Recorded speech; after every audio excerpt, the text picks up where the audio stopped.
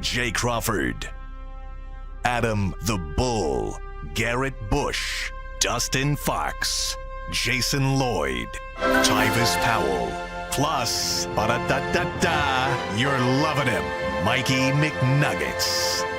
And so many big names, it would take me hours to say all of their names. The ultimate Cleveland sports show starts now. Booyah! Welcome, everybody, to the latest edition of the Ultimate Cleveland Sports Show, along with G. Bush and Earl the Pearl. What's up? How you doing? I'm What's great. up, guys? I'm great. What's going on? I'm great. We were having feisty conversations in the 90 seconds Leading before up to the this? show. Yeah, I you was were late last today. in. I mean, I wasn't late, like after 11 o'clock, but I got in here kind of late. My timing is kind of nice, bro. Yeah. I was in here with, when you make it here with the older white people, that means you really That's right. It was just me and Director Steve. Like, he get up at 4 a.m. to drink coffee. 100%. And to read the paper. Yes, still gets Gotta the read Wall the paper. Street Journal and New York Times. Yeah. He's like, it's him and two other people that have paper copies. Dark roast, no cream, no sugar. Yeah, just coffee, yeah. Listen, Folgers. Yeah, straight Folgers. Yeah. You know how it is. Definitely. Like, I feel you have a flag somewhere in your house too. Yeah. Like older people past yeah. like 60 or 70, they keep a flag. Steve's drinking Tab for lunch. When they went out of business, Steve bought like 82 cases of Tab. He might still get milk delivered to his crib. Yeah, it's possible. Yeah. Speaking of lunch, Yeah. I brought everybody in the studio lunch today. Earl brought food. I brought everybody in the studio lunch today. So Did you know Earl was a chef? Man, I don't know what this man doing. He's Chef starting. Earl. He's starting to get. He is a Scorpio too. He's starting to. When you get like 30s, Yeah. you start just expanding your horizon. All right, I see that. This dude tagged me in this post talking about, do y'all know how to throw down? I said, throw down what? Yeah, I tag Bull too. Man, this dude. If y'all go he check it cooked out, now? y'all go check the post out on X. But I basically Yeah. said, all my guys, you, Fedor, Zach Yeah. Meisel, the whole production team, everybody on UCSS, my guys at 92.3 The Fan. Yeah. I got to give y'all props. Y'all know y'all sports talk. Y'all know that's mine. Don't touch this the mine? No, this yours. I'm sorry. That's I know y'all yours. sports talk. Oh, yeah. But I doubt if y'all know y'all way around the kitchen the way that I do. No, I'll and so agree then with I that. stopped. I was like, Yeah. I'll wait. Then I was like, you know what? Ain't no point in waiting. I'm better than them. So whatever. But Yeah. what I did was I bought food for everybody. I like it. For people to know what's going on. It's mine. So everybody behind the glass got theirs. Passes down the Bull. A little sample size. Are we eating now? You can eat it in overtime. I will eat it in Let's overtime. do it, I'm excited to try this. Yeah, you'd think being a fat guy I'd be able to cook, but I can't cook worth of crap. Now, I've been listen. cooking since I was 10. Hey, we're gonna have to. It's good, man. We're gonna have to see what's going on with this, man. I got skills, bro. You got some forks? No. We're going ham. Well, that's why that's why we got to wait for overtime. wait We're for going to get overtime. messy. Like, Gotta wait for We're gonna get overtime. messy. But yeah, I figured if I'm gonna talk the talk, I might as well walk the walk. I think that's a good idea. you know. So we'll build up to this in overtime. We're going to do something that G. Bush and I rarely do: eat. And by the way- that's coming. Yeah. last segment, man. I got a beef with you. You was out of pocket. You was Last- out of pocket. what- the last what segment segment? of the show, I'm gonna tease it right now. I gotta call Bull out. I have to. Oh, for the Little League thing? Yeah, I'm gonna save it. I'm disappointed in you, Bull. Okay. I expected more. I'm just Because I gonna got leave it mad at at the that. umpire? hey, this That's what you call that? I showed. Is that what you I don't know call what that? Mike's got on video I here. showed up today just in there. for that. I don't even be on. I Wednesdays. got a little angry. I was hoping you were going to. It's funny enough, this is the one day you came in at 58. I wanted to show you what I cut so you wouldn't. So you're going to do live play-by-play of a game that you obviously know what happened. You know the result. But you don't know what plays I picked to actually show. Right. So you're going to do live play-by-play on the fly to end the show today. I'll just tease it by saying I got upset. And by the way, I did talk the umpire who I got upset with. Well, he didn't make the bad call, but he's the head umpire, and he and I have a very good, close relationship. And I did reach out to him, but anyway, it'd be interesting to recap that later.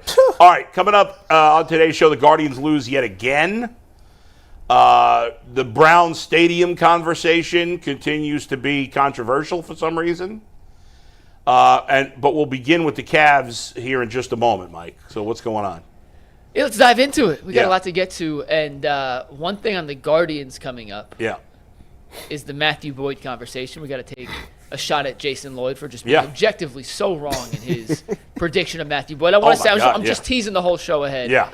I had put in the rundown we're going to discuss a nickname that the Browns are potentially floating around for their new stadium, which, by the way, couldn't be worse. They have deleted the tweets that reference that. We are still going to crap on them for even putting it out there in the first place, because if they put it out there in the first place, it means it passed some sort of creative group that said this is a good idea. The Browns creative group it's very interesting because they are the worst in the history of sports. And how anybody there still has a job, I don't know. That's mean to say. It really is. I don't want anybody to lose their job. But Jimmy and Dee should only speak when they are apologizing for bad things that have happened. Because that's the only time most people want to hear from them. I know the sycophants are okay listening to them all the time, but I don't know. But let's get to basketball. Yeah, let's do I know we're going to talk about Larry Nance, but even before that, Mike, do you have the thing that you and Jason talked about, Ty Jerome? Because you didn't. We're going to do it at the end of Larry Nance. We're gonna do it, yeah. All right, fine. But first, FanDuel. A quick reminder that FanDuel is America's #1 sports book. It's the official sportsbook sponsor of the Ultimate Cleveland Sports Show.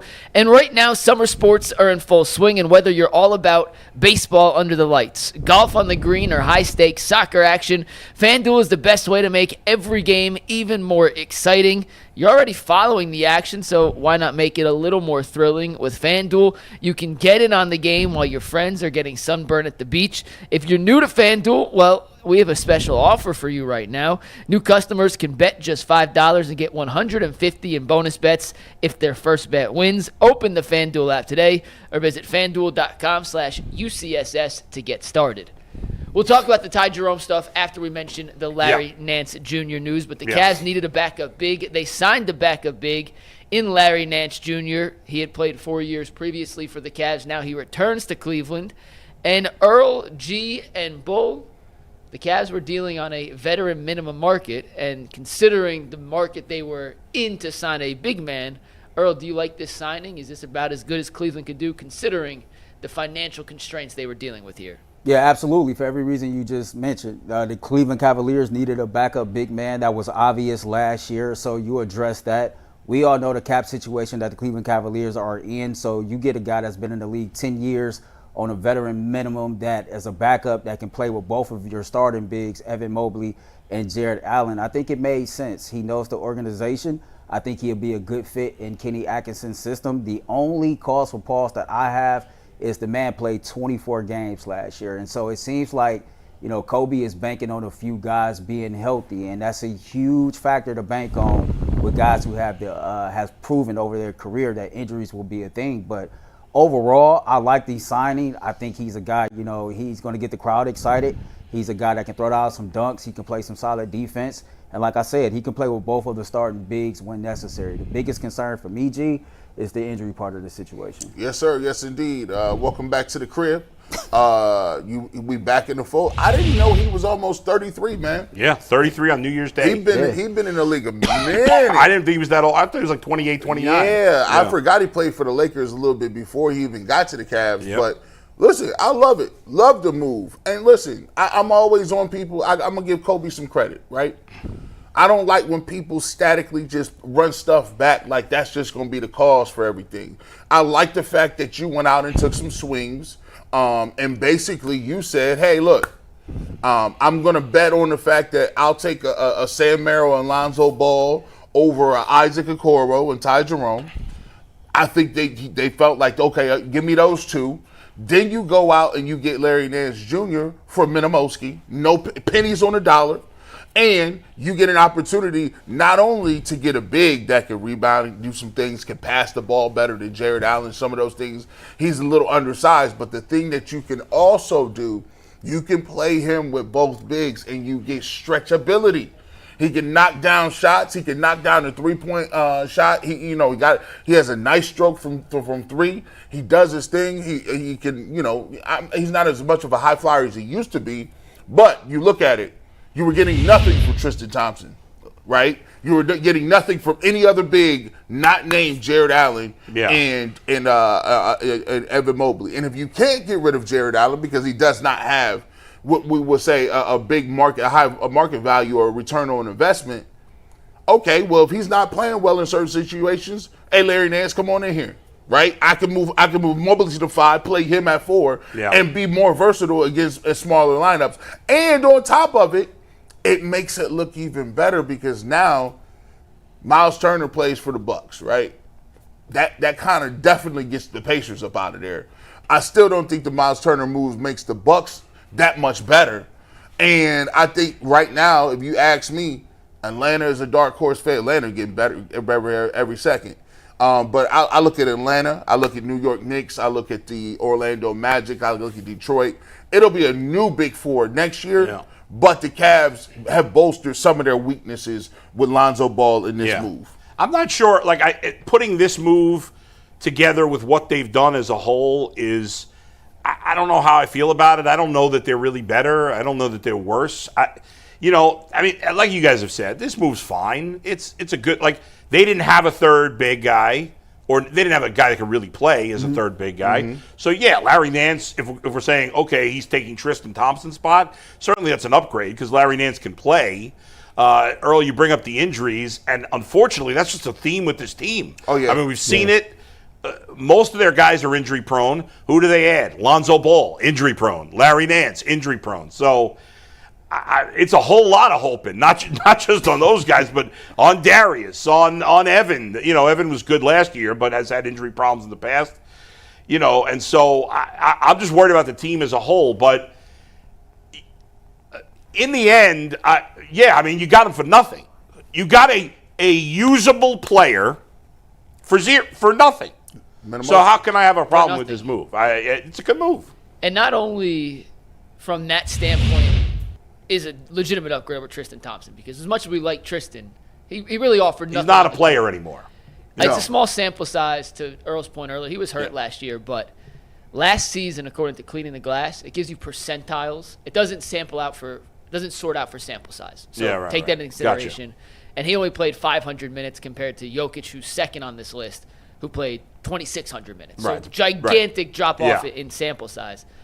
But according to Cleaning the Glass, Larry Nance was the single most efficient big from beyond the arc last season, the 100th percentile overall in terms of three-point shooting. Yeah. He was 89th percentile in the corner, which is where a lot of the Cavs' big men get their open threes.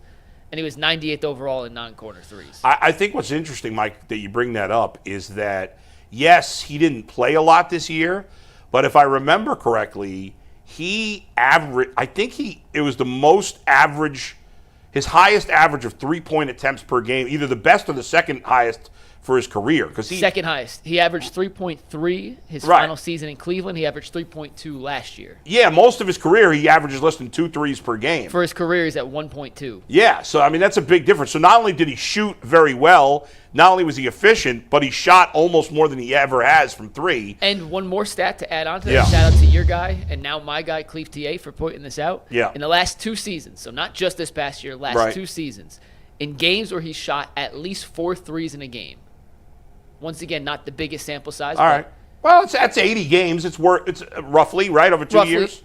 But in games of those 80 where he shot at least 4 threes, games with actual volume. Probably not that many games. No, but games where he had volume, he's 32 of 64, 50%. Wow. In games where he's actually taking more than 3 or 4 threes a game. Yeah. So when he's actually shot with volume, he's been even more efficient than he has been in games where he only shot 1 or 2. It's funny, G, because you bring up his age, and I think we all agreed, wow, I didn't realize he was quite that old. Not that it's so old, but it's old for a basketball player. He's 32. I didn't think he was 32. Yeah, right. But sometimes, obviously your game changes as it's an unfair comparison, but LeBron's game is not exactly the same as it was when he was younger. So this may become you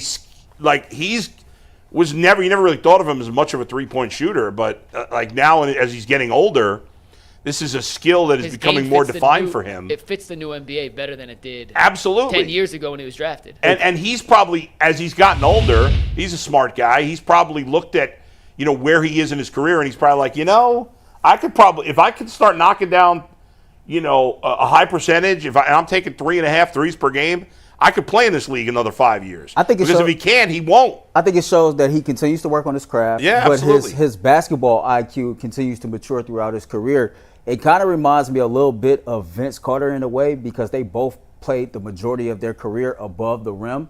But as you get older in the NBA, you understand, man, dunking is bad for your knees. And if you want longevity in this league, you got to figure out another way to get it done. And so when, being a high flyer was no longer a thing for Larry Nance, he found other ways to still, make himself serviceable throughout the NBA. And, as Mike brought up, the percentages from corner three, it makes me instantly think about Kenny Atkinson's system. And I think, honestly, he can really thrive in this system here. So if he stays healthy, I think it's a solid signing. Same way I do for Lonzo Ball. I think you might want to cross references, but I think their paths did cross. I just think of him now, and I don't know if he's as good a shooter as this guy, but I think of Kevin Love. Kevin Love kind of has that same body type a little bit. He trimmed a lot of weight. Yeah. Kevin Love, I think, played on the same roster as Larry Nance Jr. for a while when he was there the first time. Yeah, I think so. And, you look at Kevin Love's game. Kevin Love became, he was a 26-12 guy that was a bruiser below the basket.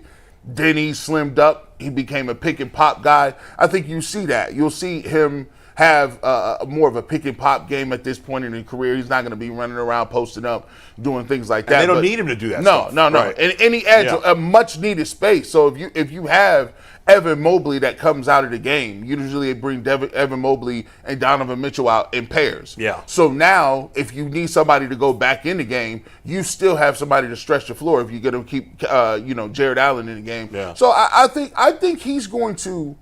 I will say this. This may look like a margin move.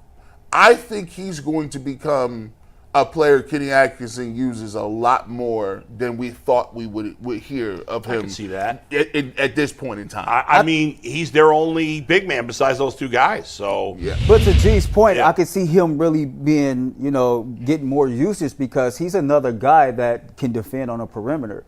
And so if all is equal and all is healthy, now you got stretches like DeAndre Hunter, Larry Nance, Evan Mobley, and even Jared Allen in some cases who can step out there and hold their own a little bit on the perimeter. And Kenny Atkinson likes guys who, can play on both sides like that. How good is he defensively? He's not a nothing, but he's not like an elite rim protector by any means. No, but I mean, like, is he? He's not somebody to look at a target in a playoff game, are they? Defensively? Depends on who else is out there. Oh, interesting. So I mean, he's not.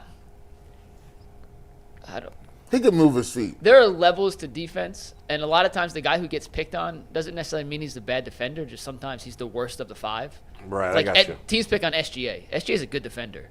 It's just you'd rather pick on SGA than Lou Dort or Alex Caruso or Jalen Williams. So you got to pick your poison. And if you have a guard that can get downhill and turn the corner, you want to get him on a big who's just naturally slower of foot. But he's not a nothing. I'm just thinking, like, I mean, he's really – we're talking about Tristan Thompson, but really isn't he the replacement for Dean Wade? Well, Dean Wade's still on the roster, so – I know, but – yes, he better. I mean – I think he's going to take a lot of those minutes. You can't play – Dean Wade we've learned clearly that Dean Wade can't play in the playoffs. I think right now if you put Kenny Atkinson in a chamber and put true serum into the air and – he was asked right now who's playing those backup big minutes in a playoff series, Nance or Wade. I would hope he would say Larry Nance Jr. Right. He has to. Yeah. Kenny, he has to. Look, here's what I think. I think they looked around and said, if you're not athletic, and here's let me give you this too, because people be thinking I'll be a shill. Now I'm not just sticking this in. Pause. Danny Cunningham said something the other day, and I asked him a question, and I said, "Yo, Amadi Bates, you think you're gonna stick somewhere?" He said one thing that was very truthful. He said that the thing that he believes is keeping him at a medium level is the fact that he's not a superb athlete, and I agree with that. Like in terms of being able to play above the rim, quick twitch, get off the dribble, bounce. I can get to the rim. To me, he's an elite difficult shot maker. But they got a couple of those guys, right? I will give him credit because that has always been one of the things that I do say that he needs to work on his game is getting more explosiveness, getting more quicker. Some people ain't never going to be a great athlete, right? But you can still see the guys like Sam Merrill, who's not a great athlete, but still put in work where you're like, he's not a defensive liability. Right. I think what they did, if you look at the moves that they made, they've upgraded the athletic ability of Lonzo Ball, Larry Nance Jr., They've gotten rid of Ty Jerome, and for whatever it is, I think they looked at that series against the Indiana Pacers and said, listen, if they got these guards that are locking us up, we can't dribble, we can't move around, they're faster, they're quicker, we got to get physically better. Yeah, I think we looked at Ty Jerome initially, or at least I did, as, well, they picked Sam Merrill over Ty Jerome, which doesn't really make much sense to me. But in the end, I think they chose Lonzo Ball over Ty Jerome. Yeah. But here's the thing about that trade-off. And Mike and Jason were talking about this on the Cavs show this morning, about how Ty Jerome posted on Instagram thanking the fans, whatever he said, but he also said the Cavs didn't even make him an offer. This is the Instagram post in case anyone missed it. This is from Ty Jerome's official account. Cleveland this past year will always hold a special place in my heart. Wow. Although I was never presented with the option of returning, nor did last season end how I wanted to, I will never forget all that this year brought. I think the question is, and listen, Ty Jerome was absolutely awful in that Pacer series. It was also his first playoff series. Second playoff series. Second, but he played great in that first one against a really bad team. He was awesome against Miami. Right? And so it seems odd that they gave up on him for a guy in Lonzo. Like, he's better offensively than Lonzo Ball, and Lonzo Ball obviously has been extremely injury prone. Stylistically very different, though. Okay, what do you mean? Ty Jerome is a scorer first. Right. Lonzo is a complete, I want to get everyone else involved, I'll eat last. More of a traditional point guard It's versus funny Ty. you say that, because I think it was Brian Windhorst was saying the opposite.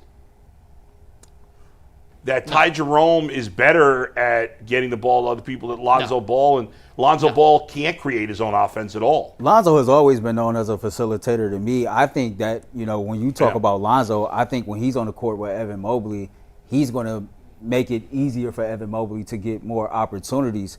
I tweeted out yesterday or the day before yesterday that maybe Kobe Altman, and I'm just speculating, looked at the playoff series and said, well, Sam Merrill outperformed Ty Jerome. And it's not just about shot making, but if you look on the defensive side of the ball, it became to a point that Ty Jerome was just unplayable. I can remember when me and Mike was working Game 5 of the Indiana series. Yeah. I don't think Ty Jerome checked in until like the last 2 minutes of the third quarter of the game. And Yeah. so it got to a point to where Kenny just couldn't play him. And I think that, when I look at Tyrese Proctor, we all thought at the time of the draft Tyrese Proctor was Sam Merrill's replacement. But just maybe Tyrese Proctor is, the replacement for Ty Jerome, because he's a guy that can shoot. Yeah, I mean, it's a second-round pick. It's a long shot. But Kobe, according to Mike's research, had a late first-round grade on him. And the reason why he fell so low is because his camp was telling other teams, hey, don't draft me. The Cleveland Cavaliers had a guaranteed roster spot.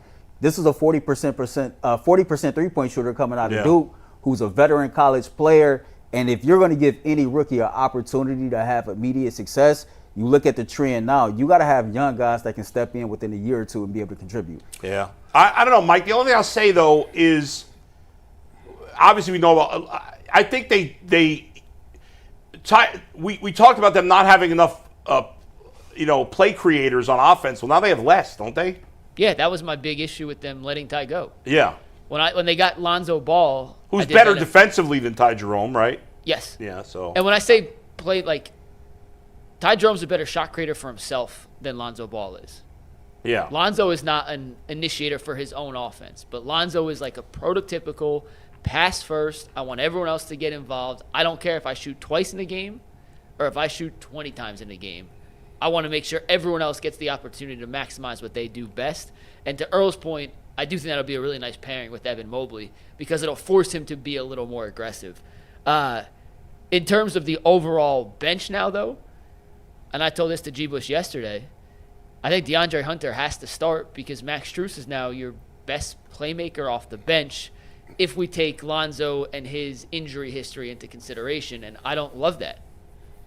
I don't love it. And when I saw Ty Jerome's Instagram post, Steve, you want to take Tagboard again full, I have a hard time believing, and I'm not saying Ty's lying. I think there's some gray area in between where maybe they presented a contract and Ty and his camp didn't like it or whatnot. But Kobe Altman, as end of season presser, said our number one priority is to re-sign Ty Jerome. Like Kobe said that to us at his end-of-season presser. There was zero basketball played by Ty Jerome or the Cavs between that presser and when he signed with Memphis. Well, he lied. So what I mean, changed? Kobe lied. Kobe. I don't believe. Why would Ty Jerome say that? It doesn't make any sense. Well, there's always a. What gray area could there be? Truth lies somewhere in the middle.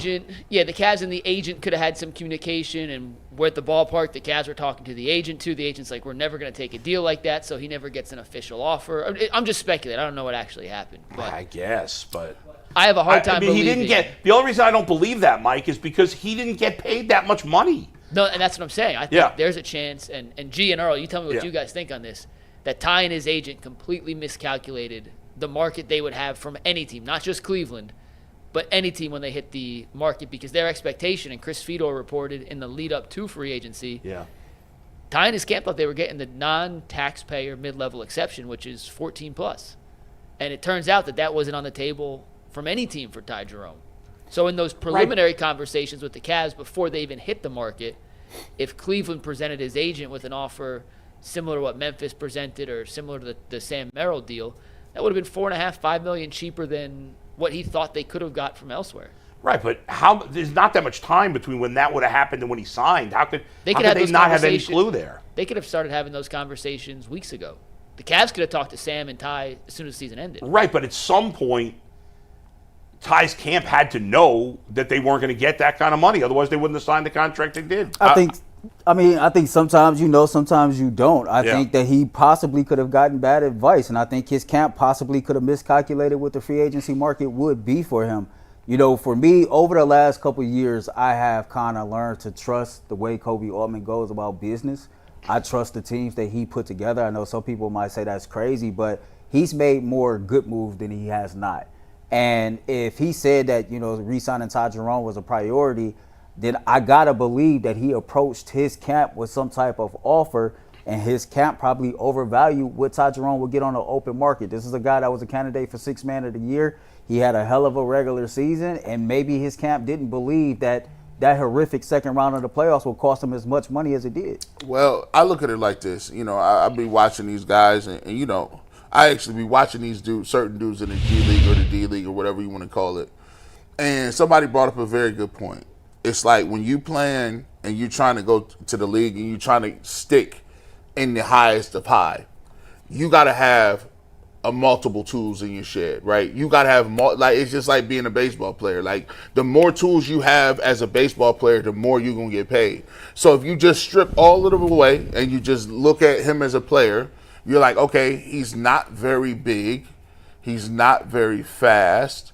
He's not really what we would call a traditional point guard. He's not a guy that's going to lock you down defensively. Actually, probably is more of a liability defensively. And he's not a knockdown shooter where he's just going to knock down jumpers if you don't. He's more of a baller. Like he one of them dudes that he can get into his spots and you look up, you're like, how is he killing us? How is this dude killing us? It's like, you know, it's like Pritchard, right? But here's the thing. If you don't have multiple tools that you could say, if he was faster or more athletic or taller or was a really good passer like Trae Young or was a knockdown shooter on top of that, he would have got that bag. But I think teams saw him and was like, okay, this is the upside right here. We saw the regular season. Come postseason, he can't get that off. So what are we doing? You know what I'm saying? And they've done that to a lot of different people. Yeah, I don't know, man. I think, listen, I have crapped on this team as much as anybody.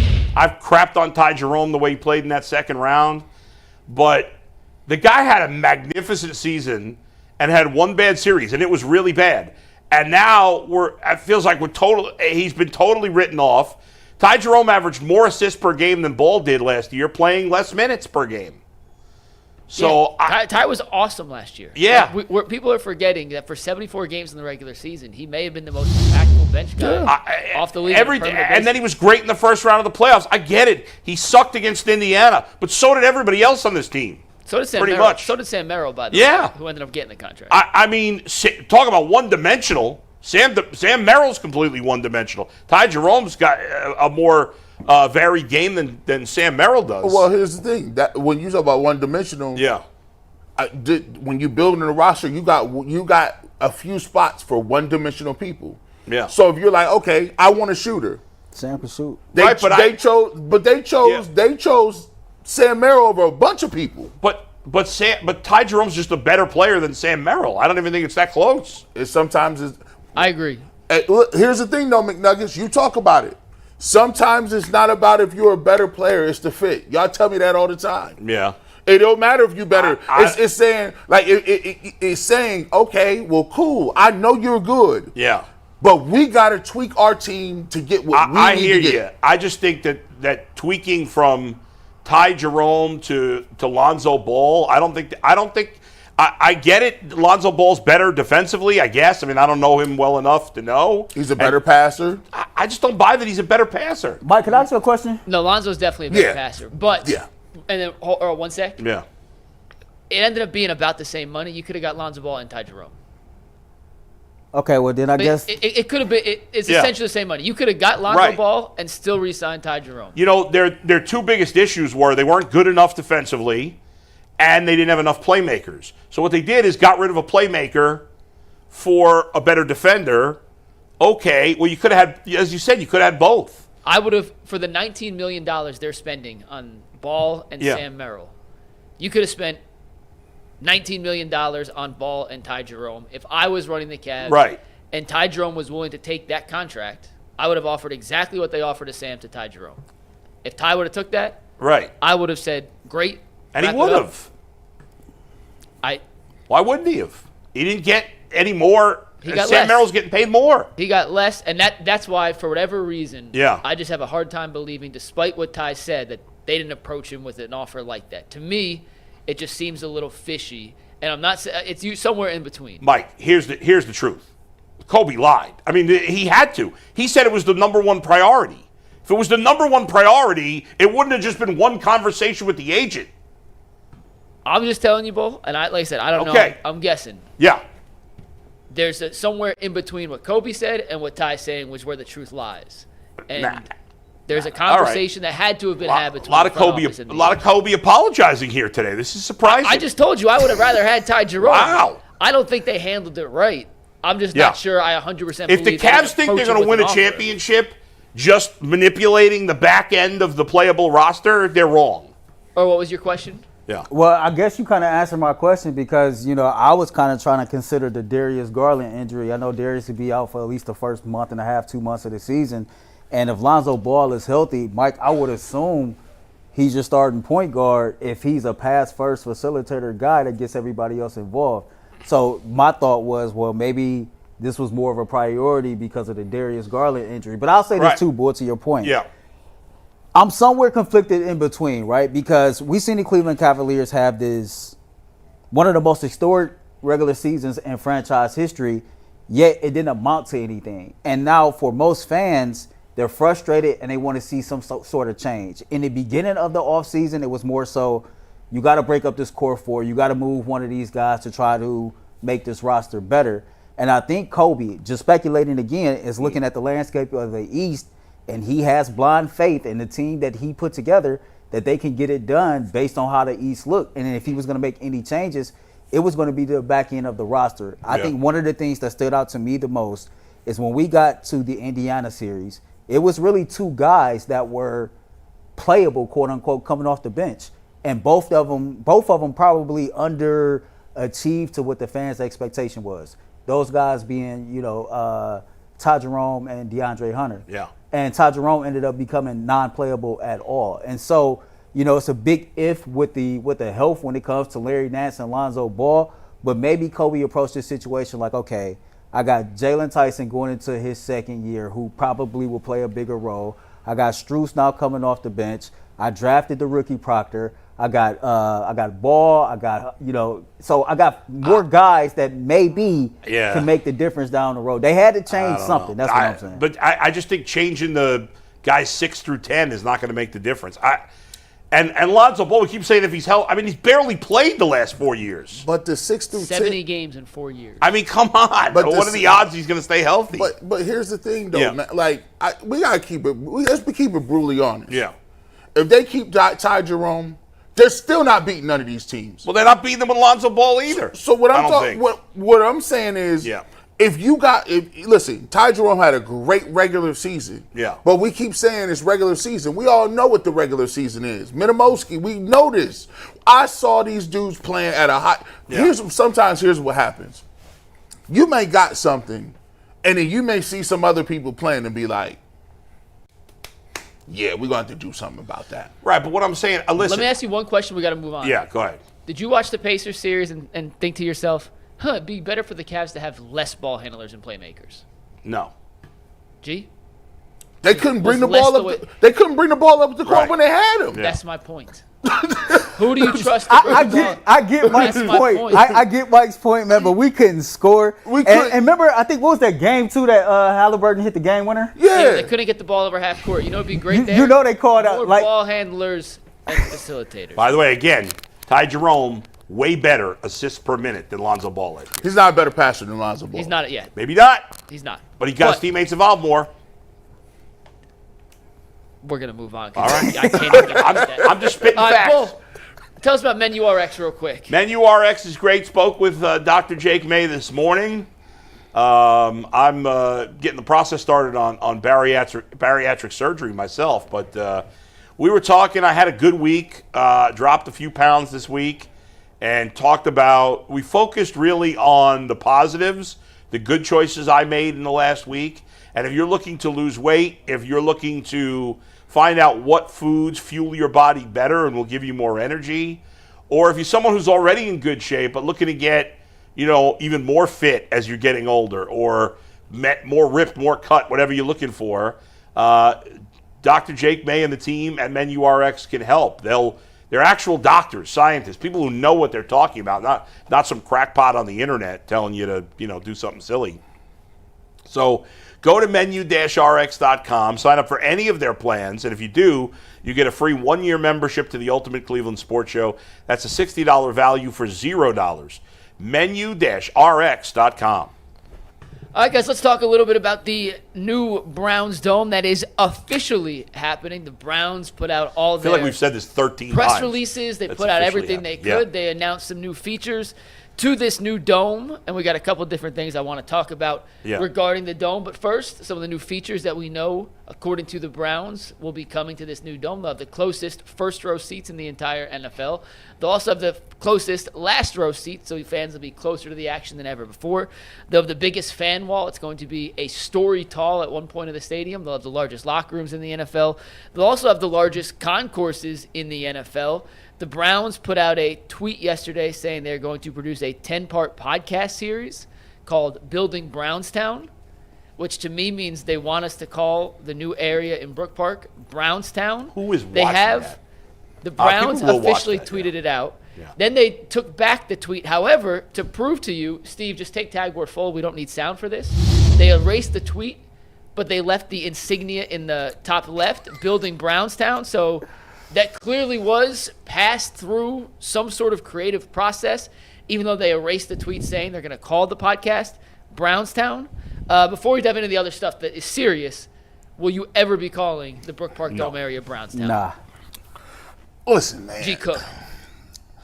This is a problem. Just let the cool people decide this, man. Say Jimmy's not cool? No, I'm talking about in general, the whole conglomerate. Like, these is the people that came up with them jerseys a couple years back, and they had to scrap them boys in the middle of the, this is trash.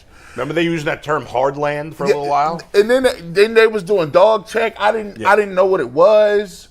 Then they was playing Friday the 13th music on third down, and all that was a nightmare for us because it kept being first down, Brian. That was Dustin's idea. Third down. Pass over the left side, 9 yards, first down, Baltimore Ravens. You're like, bro, stop playing that. They messed up the Unilot stuff all the time. Brownstown sounds horrible. it gives me chills up my spine because it's such nastiness. It's bland. It has no vision, no pizzazz, no heart. It doesn't describe your base.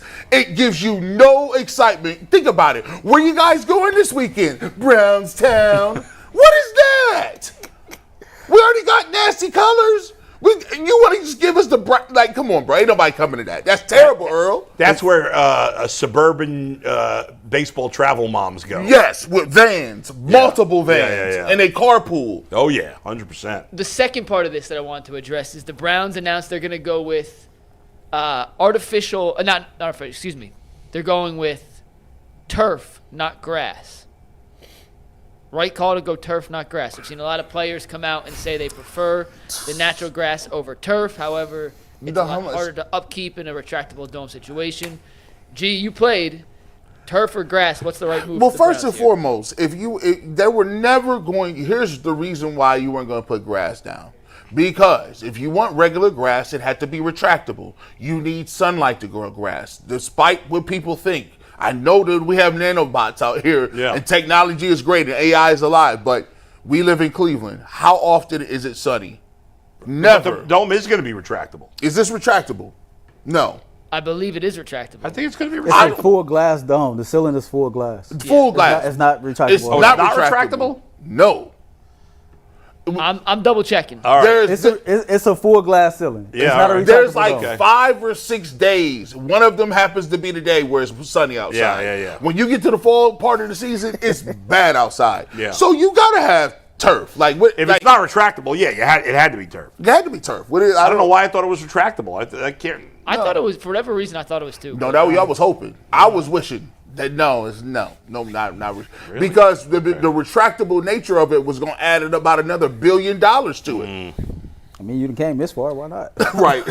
You done fill it. Hey, listen. You done took all the hot lunches away from schools, but just maybe just. Yeah, I mean, the governor will just give him another handout. Why not give him another $1 billion? Hey, another $600 million. We get They're that already done. paying for rich kids to go to private school. Why not, give the billionaire another $1 billion? But that is even though I'm sitting here saying that, I've already come to the conclusion of, look, man, there's certain things above my pay grade that little old G. Bush can't change. Man, According to AI, the new Cleveland Brown Stadium will feature a retractable roof.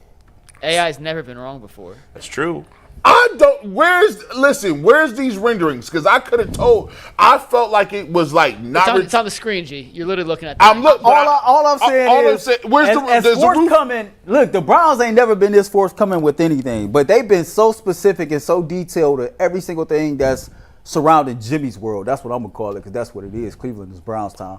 But surrounding Jimmy's World, that's not a retractable roof. That's a full glass roof. So AI lied. Yeah, the Browns statement says the new enclosed Huntington Bank Field will be completely fan-centric. So I'm guessing enclosed means fully enclosed and not retractable. Boom. To your point, though, about it not being affordable, I know this was a piece that was a little touchy yesterday. I think that's the part of it that I'm most concerned about, is that, local Clevelanders, common working folk, won't be able to afford to go to the game and enjoy themselves. I looked this up yesterday, and I think we talked about this about, a year and a half ago when this stuff first started. But as of June of 2025, the median income in the city of Cleveland is $39,187. And so that means that local residents of this city, if they want to travel out to Brook Park, to Jimmy's World to enjoy a Cleveland Browns game, 9.5 times out of 10, they probably won't be able to afford to do so. Now, somebody mentioned to me in the comments, well, if that's your median income, you shouldn't be focused on going to a Browns game anyway. I think that's a little disingenuous, because we live in a world to where everybody needs a break from reality. And since when is it because you're not rich, you shouldn't be able to go to a football game? I would be curious to know how many residents of the city of Cleveland are season ticket holders of the Cleveland Browns. I would be curious to know of how many residents of Cleveland purchased single game tickets to attend any of the games last year or the year before that. I'm worried about people that are diehard fans of this city that, this team has pretty much been built on, of the fandom of this city. And most of those people are common working folk, middle class, lower middle class people who probably in the next year or two will be able to experience their final chance to go to a Browns game. Somebody else tweeted at me today that they had season tickets, and right now they're already being outpriced for $2,000 upper deck seats. So I think one of the things that the Browns can do or should do, and Jimmy should do, you need to do whatever you can to make this as affordable for the fans as possible. You look at Arthur Blank and Atlanta. Atlanta has the cheapest concession in the entire NFL. The top three, Atlanta, Miami, and Baltimore, right? And you look at the cheapest average ticket per price, it's $196, also of the Atlanta Falcons. Now, the Browns are not too bad there. They're fourth, I think, at $228 per seat. But you're gonna have to find a way. But that's now, Earl. It's not what's gonna. Yeah, I know, but you're gonna have to find a way to meet the common folk in the middle somehow, some way. But that's not gonna happen. No, sadly, no. Hey, and you gotta look at it. This is why I love this. People say, "Don't talk about these type." I talk about things that this applies to sports. Yeah. You can no longer say, "Oh, don't talk about political stuff." When, bro, it's a stadium. They're using state funds to get the money from it. Yeah. You look at a situation where inflation is still rampant. So even if you was making the same amount of money and everything stayed the same, you still probably wouldn't afford to be at it right now. They've pretty much priced. I would hope, like, to me, I would love a section of the crowd or the audience be placed for, hey, we're gonna make sure that we're gonna make these tickets available to kids, to high schools, to people who are with disabilities, people who are working class people who don't have the means to do it. But it won't happen. The powers that be don't care. They don't care about that. The state should have put something. We will give you this money, but you have to have a certain amount of seats for low income people, for high school students, people with disabilities, whatever. They don't care. Nobody cares about that. Everybody's out for themselves these days. I put something about a billionaire getting a handout yesterday. You would have thought I committed a crime. Wild. It was wild, and I don't care. And I appreciate Earl backing me. People say mean things to me all the time. I say mean stuff to people sometimes, so I don't care. I got to put up with that. Now, if you notice carefully, I only say mean stuff to people if they were first nasty to me. I never do it preemptively, but that's nuance that people don't care about. But anyway, if I'm going to throw out nasty stuff, I can get it back, and I can handle it, and that's fine. But why would you get offended about me saying I don't want Jimmy Haslam to get a handout? People spin that into, I'm saying the Browns shouldn't get it. I don't care. We've given up the fight about keeping the stadium downtown. We knew that wasn't going to happen. I'm just saying he should pay. We've conditioned ourselves now as a society to think it's okay for billionaires to get all these breaks, while if the common folk gets any break, it's it's socialism. That's no good. Billionaires get socialism all the time when it benefits them. All the time. And nobody cares because the billionaires control everything. So that's it. And saying that Jimmy Haslam should pay his own way apparently is controversial. I'll say this. I know Mayor Beard put out a statement earlier today. Dale Ryder had tweeted it out. Jimmy did force the city of Cleveland's hand and the city execs to finally be innovative and finally come up with a real damn plan to renovate the lakefront.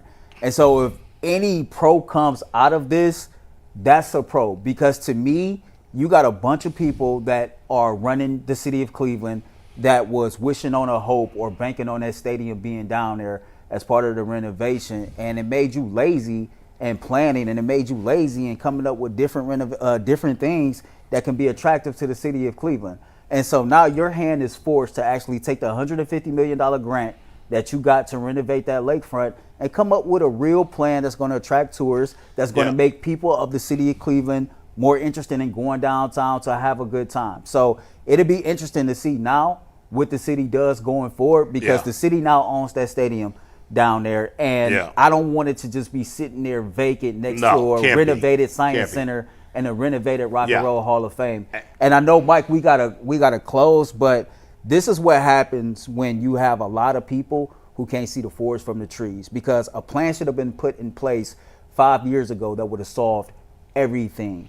If Jimmy knew that he wanted to move and build a new stadium, the city and the state probably should have did whatever, or just let him go do his thing, right? You could have took, instead of renovating Progressive Field and signing that new lease, You should have had a deal in place. Okay, they move out to Brook Park. We keep the stadium as is. We tear this down and we put a brand new retractable progressive field on the lakefront right next to the Science Center and the renovated Rock and Roll Hall of Fame. Why? It'll solve two problems. The retractable roof, it'll help with attendance in April and May when the weather is still trash here. Yeah. 2, you get a summer venue with the roof open on a lake that concerts can come to. 4th of July is a thing downtown Cleveland. Yeah. You go watch the fireworks down there. It would have been beautiful. And I think it would have been more to, bring more money or attention to the city of Cleveland. Yeah. And I just think nobody was forward thinking. I think everybody was I like that. I like that little playing. It's a good idea. Right I there. will say, in fairness, and I have some beefs with Mayor Bibb, but in fairness, he hasn't been mayor very long. The previous regime, what's his name, Frank Jackson, who was here forever, I think there's plenty of complaints about his shenanigans. It's just a lot of them. Yeah. I worked downtown, seemed like Yeah. my whole life. I worked for the city, I worked for Right. the county. And I remember working at the Justice Center. The entire time I was there, it was Yeah. always this plan to move the Justice Center to, Yeah. revitalize downtown. Right. Yeah. Justice Center Nothing is happened. still Yeah. there. Hey, So Mayor it's Bibb like- has an opportunity to move the city forward in a different way. And, obviously any project to renovate downtown, who knows the complications with that airport there. But if they can tear down the stadium and tear down the airport, that's a lot of land to, obviously it's going to take a long time. I don't know, 10 years, whatever it's going to take. 40. 40 years? And the airport's a ton of land. 40. I mean, whatever it takes, we'll be dead in 40 years. But here's the thing, like, Mike, it's a pro and con to that as well, right? Yeah. Because the air show is Yeah. one of my favorite events. My dad used to take me and my brother to see the Blue Angels every time Yeah. they came. And so that's an attraction that Clevelanders enjoy. So the airport part of it, I'm torn in between, but I'm just saying where the Cleveland Browns currently sit now, that's a prized piece of land and you got to be able to do something for it. And back in the day, when I was a little younger, I think Grand Prix used to actually come to Cleveland and race a road course there. So there's things that could be done even with that airport. I hear if they you, but wanted I to. think you need to tear that down. You can't keep it just for an air show once a year. But it's not just that, though. There's a lot of people that come in here for Yeah. medical research, medical study. You got to think Cleveland Clinic is one of the best hospitals in the world. I mean, but the main airport is not that far. It's not that far, but still, I mean, you But how you far- smack that right there. I know, but if you fly from Burke to or if you drive from I'm Burke just saying it could be a reason why. That's all I'm yeah, saying. I don't know. It I mean, could be some things think that we about just what don't you know. could do with that whole lakefront. Turn it into what Chicago has, a smaller Yeah. version of that, with houses and restaurants and it's gonna I take hope a I long live to time, see but- it. Yeah, I hope I live to see it. All right, Mike. Speaking of Chicago, the Guardians played the Cubs last night. We're going to break down that game after a quick word from Buckeye State Credit Union. If you haven't heard of them yet, let me introduce you to your new favorite financial partner. Buckeye State Credit Union is a local institution offering everything from checking accounts to home equity lines of credit and auto loans with some of the lowest rates in Northeast Ohio. Their Cleveland branch is in Shaker Heights, which is one of 5 locations across the state, making it easy to find one near you. And if you can't get to a branch, don't worry. They make banking simple with digital banking. What sets them apart? Well, they make banking personal and convenient. At Buckeye, their focus is you. Their core values: connect, simplify, and adapt, guide everything they do, bringing people together, cutting through the clutter, and they're innovative. To learn more, visit buckeyecu.org. Buckeye State Credit Union, your money simplified. Well, it was a crazy game between the Guards and the Cubs yesterday. A weird inning in which Gavin Williams did something that had never been done in the history of baseball before. But Matthew Boyd, the guy the Guardians let go at a price that we thought was kind of outrageous when it happened. I didn't think it was outrageous. Jason thought it was Lloyd, outrageous. I wanted to clarify. Yeah. Jason Lloyd thought was outrageous. You correctly said that's the going rate for a starting pitcher, Yeah. and he could be good. Yeah. And last night, he was very good against a subpar Guardians lineup. Subpar. So what? Trying to be nice. I mean, come on. They had 3 dudes in their lineup that was batting under 170 going into the game. They have 6 useless players in their lineup pretty much every night. And they brought Brian Rocchio back up. He's already botching the balls in the field again. He did nothing at the plate as usual. They managed to score 2 runs to cut the lead. That inning, though, was the second inning, the bottom of the second. The Cubs scored 3 runs. They're up 3-0. They had a runner on third, nobody out. And if you didn't see it, folks, this was the craziest thing. So the Cubs had already scored 3. They had Carson Kelly, their catcher, at third. Williams throws a wild pitch. Kelly tries to score, and they get him out at the plate. There you see it there. Still photo. So they throw him out at the plate. He tries to score on a wild. Technically, it's not a wild pitch because he didn't score. So they throw him out there. The next batter is who was it? Was it Dansby Swanson? I can't remember now. Dansby Swanson, I think, gets up, or he walks. No, it was Nico Horner. Nico Horner walked. Then he got picked off first by Gavin Williams. The next batter is Matt Shaw. He walks, and he got picked off at first base by Gavin Williams. I don't know if it's ever happened before. No, it hadn't. I said it literally. It's the first time in baseball history a pitcher had gotten out of an inning without recording a putout. Right. All three. Well, he got a putout, but Matt Underwood no, said the last one was the pass ball that. No, but I'll find the exact tweet. I don't know if the putout is the right word, Tim but Stebbins. Hold on. They got 3 guys out on the bases. That's never happened before. Matt Underwood said it was the first time since 1945. He said he wasn't sure on that, but I knew it was something that was a very, very rare case. It was crazy. Now, they still lost in the end, but it was the craziest thing I've ever seen. They 3 straight guys that were on base got thrown out. Two pickoffs in a row. And what's funny about that is the Cubs are like one of the top, maybe the best team in baseball running the bases. I think they're second in steals. They're one of the best base running teams in the league, including the 2 guys that got picked off, Warner and Shaw, both excellent base runners and base stealers. I heard they've been picked off less than 40 times this year. As a team. There's been caught stealing, you mean? Yeah, caught stealing. Yeah, I was like, dang, people get picked off like that? Yeah, that's what I mean. Right? I heard they run the bases that well. Yeah, they're second in steals, or they were. I mean, they're either first or second. Go ahead, Mike. Here's what the stat was. Yeah. In the second inning, Gavin Williams threw 27 pitches, allowed 3 runs, 4 hits, 2 walks, and an error. He did not record an out, picked 2 runners off at first, and got an out at home after a pass ball. First time it's ever happened. Right. Not a put. The put out, it's just the wording, but it does. But it's I mean, that was bizarre. But again, the Guardians got a couple of hits going in the 3rd inning. Really couldn't do anything about that. And Gavin Williams, again, didn't pitch well enough. He was lucky he only gave up 4 runs. He's been completely inconsistent. That's not good enough. I mean, 5 2/3. It was so funny because on the broadcast, he starts the 6th inning, and they're like, well, ever since he gave up those 3 runs, Gavin Williams has been dominating. Hit. Hey, you know what's messed up? Here's what's going to come. Here's what's going to really show up. Is mark my words. The crystal ball has already showed me. After they lose a couple more of these series, here's what the I hate this about the media. Well, it's just one of those years for the Guardians. Just one of those years. Just we start that so my God, it gets in my soul. Just we're respecting some guys to really turn the corner this year. Didn't happen. Mm-hmm. A couple injuries here or there. We thought we were going to get Bieber back a little earlier. Didn't happen. Hey, listen, the Guards. Listen, it was one of those years. I'm not going to be saying any of that. Just one of those years. The team's done a terrible job. I'm not ready to say fire Antonetti and Chernoff yet. I've never even considered saying that in the 14 years I've been here. But they're on the hot seat this winter. They've built up enough credibility that I'm not ready to fire them just yet. They got one more year to me, and I'm firing them if they're still in this kind of position a year from now. I'm done. That's it. Let me ask you this. Yeah. Justin Latta of the Locked On Guardians podcast, we've had on the show before, tweeted out this trade earlier this morning. I'm curious, Bull, what you think of it if this was on the table.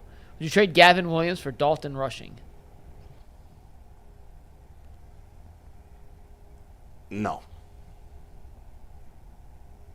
Not enough in return? No. Dalton Rushing is a big-time catching prospect for the Dodgers. I just had to think about it. I mean, no. No, I still think Gavin. I still like Gavin. What is Gavin Williams, man? He's a disappointment. That's what is he? I'm just I think we like people's names. I mean, listen, Gavin. Listen, we got Gavin. I mean, he's got a 3.86 ERA. It's not bad. But his whip is but that's not his. That's not completely his fault. I mean, that's dependent on the team. Okay, let's strip all that away. If Gavin Williams gets to 6 innings, you're surprised. Facts. I mean, he gets past 6 innings. I'm surprised, but yeah. I mean, yeah, he's He's an above-average pitcher, and he should be a lot better than that. And we've been sold that he was like. Well, but he's shown it in flashes. It's not consistent enough. I'm gun shy with the. Well, I don't like. I feel like if you're going to trade Gavin Williams, you got to get multiple prospects. But then again, Dalton Rushing is a top. He's a top prospect, but. Gavin Williams is on some level. I mean, he's a proven major league pitcher. At least he's proven that he's decent. And obviously, a lot of people will see the ability, the size, and think that he can be better than he has. And sometimes, listen, the frustrating thing about baseball, and this is the case with some of the hitters too that I've crapped on. It's not like football or basketball. To some degree, but even still, like, we're still waiting for Mobley to take another step and another step. Gavin Williams hasn't been terrible. It's not like the hitters who haven't done anything. I mean, he's been a solid player. He's just not been as good as we thought. I mean, but Mobley is if you compare Mobley, 4 years in with accolades. Mobley is destroying Gavin Williams. But he's been in the league longer. How long Gavin Williams been up here? 3 years. This is his third. No, last year was his rookie year. No. I thought this was Gavin's third year. I thought this is third year. No, you're right. It's his third year. Yeah. So it's still. I just think for me, I watched the broadcast yesterday, and they cut to a scene to where they talked to Stephen Vogt before the game. Yeah. And you can tell Stephen Vogt probably been checking the comments or watching the shows, hearing what's been said about him, because his body language spelled that he was irritated with this notion of the Guardians are not playing good baseball. They're not. He kept saying that, the Guardians have played good baseball. They've just had a few, what did he say? A few bad stretches throughout a few bad weeks of the season. I mean. So, like, to me, from where I sit, that pisses me off. And then I trust Chris Antonetti, but it's a combination of you see that your baseball team is not as good as it was last year. This team is average or below average and has been teetering there. Yet you got two guys in the minor leagues that the fans are clamoring to see, and you won't even call them up, but your manager keep throwing guys out in his lineup that's batting 170 or below. Yeah. None of it makes sense, and I feel like Stephen Vogt is not holding players accountable. Last thing, and we go for our guest. Stephen Vogt's full of shit, and so are the two front office guys. I am losing my faith in all of them. They've got because of their track record, I give them a year to turn it around. The Guardians stink. They're not going to the playoffs. They're a below average baseball team, and their lineup is an absolute train wreck. It's horrible, and I don't care. I will not listen to Antonetti Chernoff. And I've talked to these guys personally, not Vogt, but I'm done. I'm finished with listening. I don't care what they say. They're all full of crap. DeLauder's even said it. I'm ready to go up. Let's go. This is ridiculous. But keep bringing up the same stiffs who do nothing. Let's go. All right, well, we are thrilled to bring on a guest here after a quick word from one of our top sponsors who we've referenced his work many times in the past. Now we're going to speak to him in person. But first, a quick word from the number one sportsbook in America, which is FanDuel. Summer sports are in full swing. Whether you're all about baseball under the lights, golf on the green, or high stakes soccer action, FanDuel is the best way to make every game even more exciting. You're already following the action, so why not make it a little more thrilling with FanDuel? You can get in on the game while your friends are getting sunburned at the beach. If you're new to FanDuel, well, we got a brand new offer for you. Right now, new customers can bet $5 and get $150 in bonus bets if their first bet wins.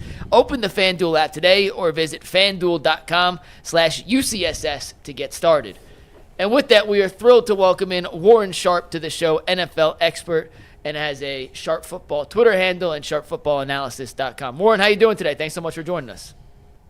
Hey, I'm doing great, guys. Happy to join you. Excited to talk about the Cleveland Browns with you, even though if I'm not excited about your season in terms of winning a lot of games. But I mean, how could you be? We'll chat through it.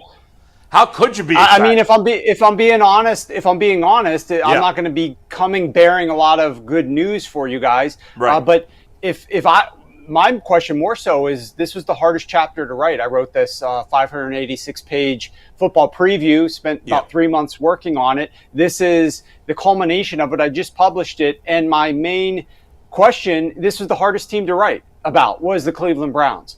What are we going to get out of this team this year? What is that going to mean for Kevin Stefanski in 2026? Because the main goal that you guys have to have, in my opinion, I don't know what you guys think, your boots on the ground, so to speak, I think that your main number one priority this year is not winning games. It's figuring out if you have a franchise quarterback on your roster, and if not, you need to lose as many games as possible this year so that you can ensure that you're going to draft that franchise quarterback at the top of the 2026 NFL draft. All right, Warren, so to follow up to what you just said, at the end of the 2025 season, blank will have started the most games for the Cleveland Browns at quarterback, and why? Well, that is the main question that I had writing this book. You know, I sat back and I literally wrote, like, I don't know who's going to win the starting job. I don't know who's going to be starting week 5. I don't know who's going to be starting week 10 after your bye. You know, look, whoever wins that starting job, you know what he's going to face after the first month of the season. That first month of the season, he is going to face the number one most difficult schedule of past defenses to start the year. It is the Cincinnati Bengals, the Baltimore Ravens, the Green Bay Packers, the Detroit Lions. That is the hardest schedule that any team will play over the first month of the season. The Cleveland Browns are probably going to be lucky to win one game. What is that going to mean for that quarterback who's going to be probably playing from behind in most of those games and doesn't look so well? Is the team going to be looking to make a pivot there week 5, entering their game over in London against the Minnesota Vikings? You're going to go up against a Brian Flores-led defense that's going to be sending a lot of creative blitz packages towards you. That's going to be a challenge. You know, there's some lulls in the schedule, some dips where you're going to face some easier past defenses or some easier opponents, but that's a loaded question because I really don't know the answer. I don't know the direction that Stefanski's going to go. What I hope will happen is that Joe Flacco and Kenny Pickett will not win any games for the Cleveland Browns next year. That's really my hope. I want to see the younger kids produce. We know Joe Flacco is not going to be a franchise quarterback, and he's old. I know Kenny Pickett is not a franchise quarterback. I don't know if you guys think a little bit more highly of him than I do, but he's wearing absolutely not. Absolutely not.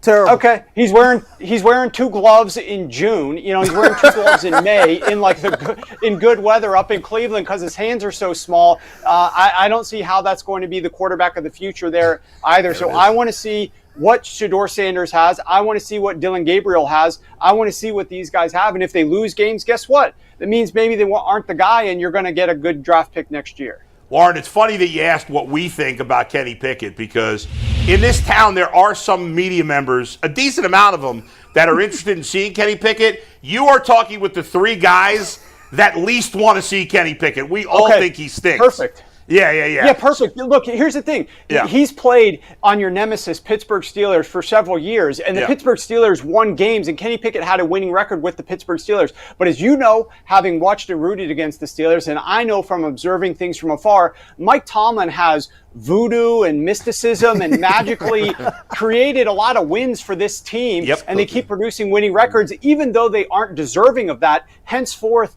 their quarterbacks are winning games and producing quarterback wins that probably aren't deserving of that either. So just because Kenny Pickett has quote-unquote led the Pittsburgh Steelers to a lot of wins does not mean Kenny Pickett is actually a franchise caliber quarterback in the NFL. 100% agree. And to your point of why this is so complicated with the Browns, because it feels like Kevin Stefanski has to win to keep his job coming off such a bad season. Then you traded out of that top, the number 2 pick, where you could have taken a dynamic playmaker in Travis Hunter. You traded for a defensive lineman, which is probably not going to help you win right now.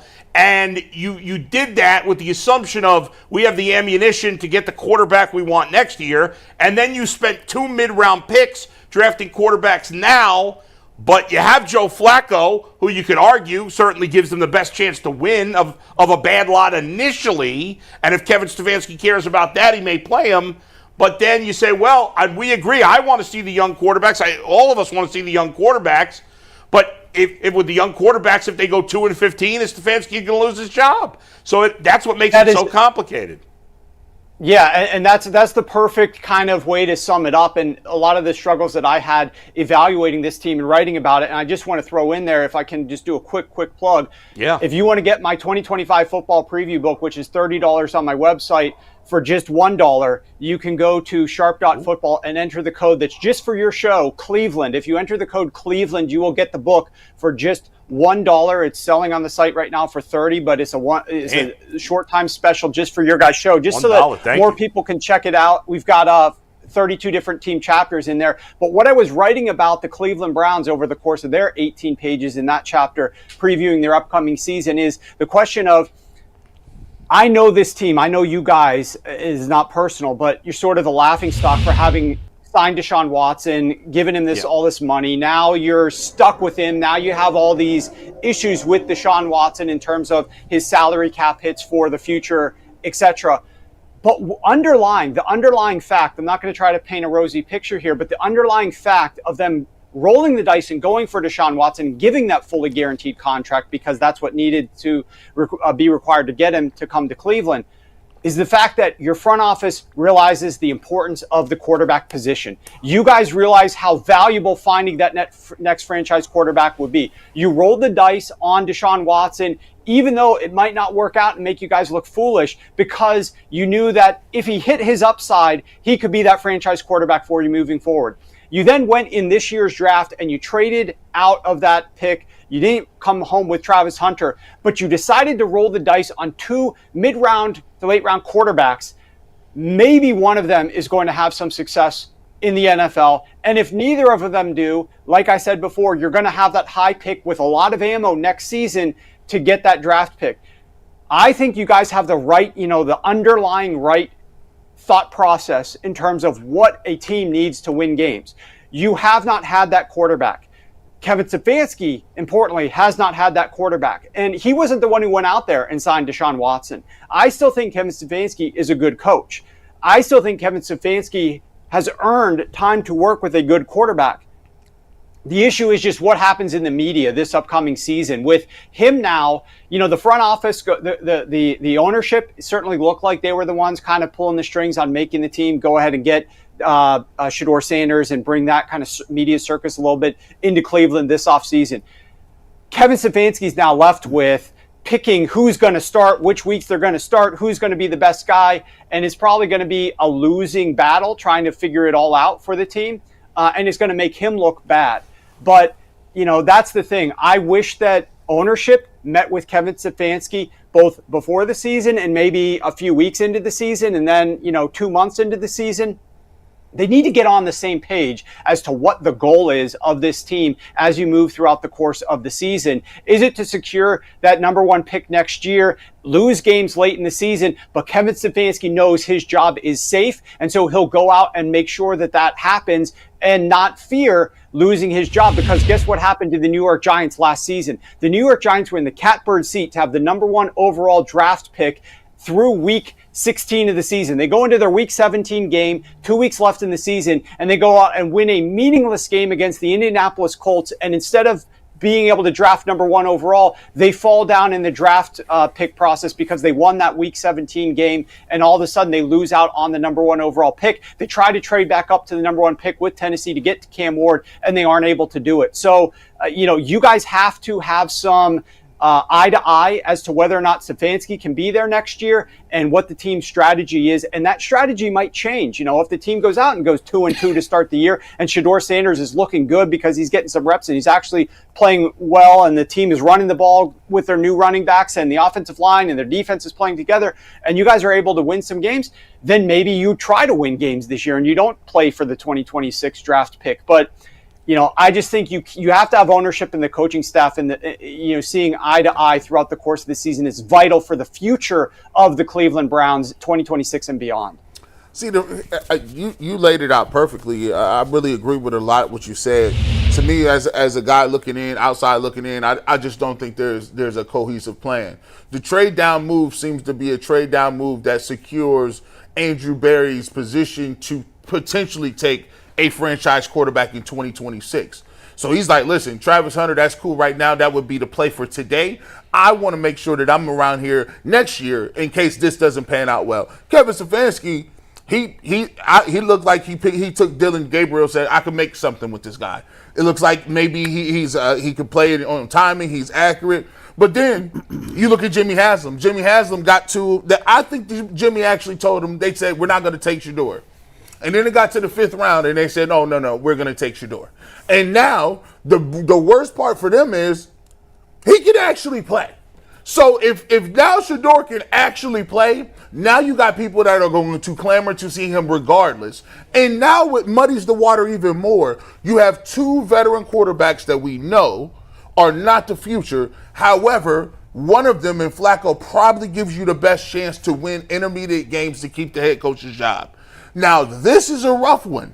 What are you planning on doing? How you plan on moving? Because I don't think all of them are on the same track. I think everybody has a philosophy, and we haven't even thrown the analytics department in here yet. So to me, I just don't believe that they can win 2 games, 1 or 2 games, and get the first pick, and Andrew Berry and Kevin Stefanski both still be here in 2026. That's the frustrating part, is what is Stefanski going to be sitting here trying to do? I think for Stefanski, if my number one job is to win games in 2025 to save my job, and maybe do you guys really think, I mean, what is their win total? 4.5, 5.5 games this year. They're favored in 1 game out of 17 right now by the Vegas odds looking at the upcoming season. Do we really think they're going to produce a winning record this year? No. The only way that even possibly happens is if Shedeur Sanders is like absolutely incredible and starts early on in the season. I think if you're trying to win games and secure your job, if your job could be safe, if Kevin Stefanski, if ownership tells him, look, your job will be safe if we win 7 games next year, 7 or 8 games next year, he's going to be starting Joe Flacco as much as possible. I think Joe Flacco is the quarterback that gives the team the best chance to win week 1 and theoretically beyond. It's hard to play quarterback in the NFL. It's going to be hard for Shedeur Sanders or Dylan Gabriel to come in week 1 and have a lot of success. We both know that. So I think that Joe Flacco gives the team the best chance, but I just don't know that that's, like I said before, my hope if I'm a Browns fan is that Joe Flacco doesn't win a single game for me this year, because he's not the future, and 7 or 8 wins does absolutely nothing for me. And you guys, it's been over 30 years since you even won the AFC North. I mean, the goal needs to be, you're not going to win the AFC North against Lamar Jackson and Joe Burrow unless you have a franchise caliber quarterback. You need that franchise caliber quarterback. Either he's on your roster and you got to steal, and he's Dylan Gabriel or Shedeur Sanders, or you're going to get him in 2026. But that has to be the goal, in my opinion. That's right.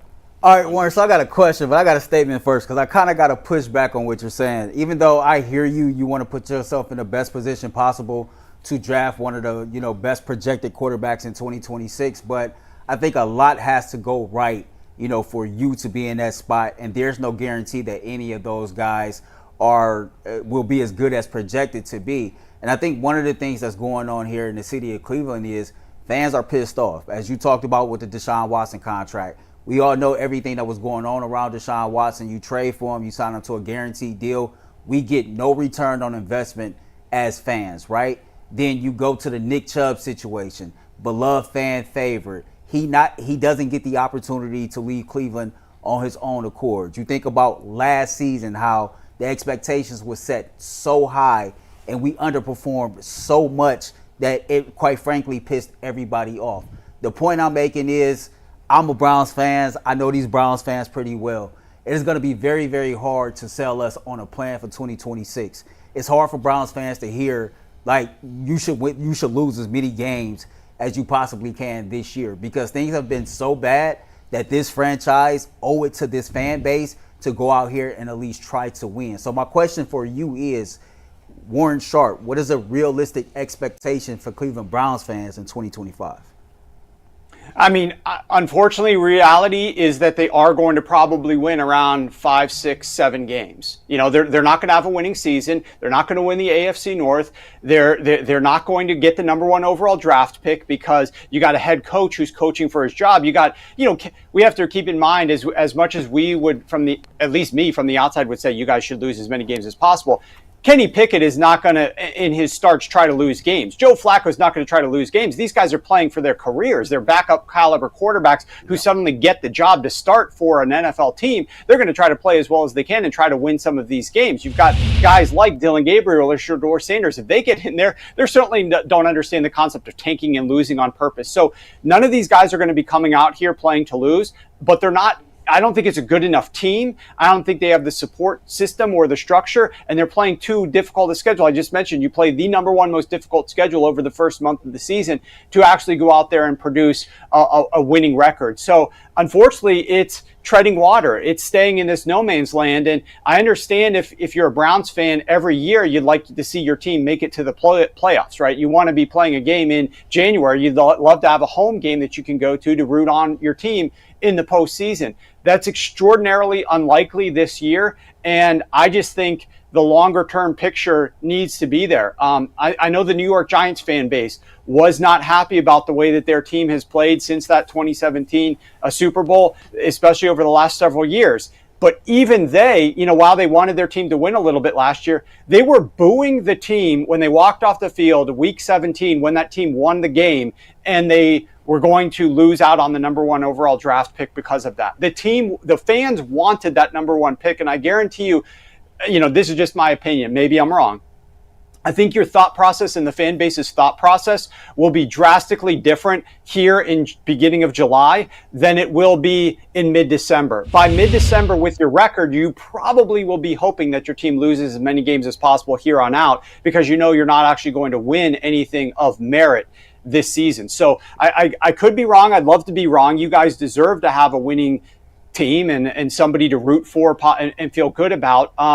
The thing I want to just make sure we throw in here real quick is that Kevin Stefanski, this offense hasn't looked great and the team has performed poorly, and a lot of it's going to be reflected upon Kevin Stefanski. But we have to keep in mind where Kevin Stefanski came from and what he was trying to do. Kevin Stefanski came from the Minnesota Vikings, and then the first couple years he was coaching Baker Mayfield. His background is using a lot of heavy personnel groupings, multiple tight end sets, using a lot of play action, quarterback snaps under center, and he threw all of that out the window when Deshaun Watson was signed. He went to spread offense, 11 personnel, shotgun-based offense, because that's what Deshaun Watson was the most comfortable with. That is not what Kevin Stefanski excels at from a coaching and a play calling perspective, and he's had to work left-handed most of the time that he's been in Cleveland the last several years because the offense is now designed for a quarterback like Deshaun Watson, who hasn't been available, has been injured, and when he's out there hasn't been playing well. So even if the offense was working efficiently in 11 personnel, which his offense doesn't typically, it wasn't going to look great because of the quarterback play. So we could say Kevin Stefanski hasn't produced a winning record, but I think a lot of it is just the hand that he's been dealt, the quarterbacks that he's working with, and how he's had to redesign his offense to try to appease the quarterback who the ownership obviously brought in. Warren, let's wrap it up. Obviously, we've talked a ton about quarterbacks because, as you say, until they solve that problem, there's nothing else really matters. I've been banging that drum for the 14 years I've been covering this team. Winning 5 games versus 6, it doesn't matter. You got to get that quarterback. Until that, nothing else matters. And you're right. It made sense to go for Watson at the time. Obviously, it's been a colossal failure, but it was a shot at having a franchise quarterback, and that's who he was in Houston, but hasn't been here. But let's wrap it up with a positive. Of the rookies that the Browns just drafted, who do you like that you think in the next couple of years could be impactful players?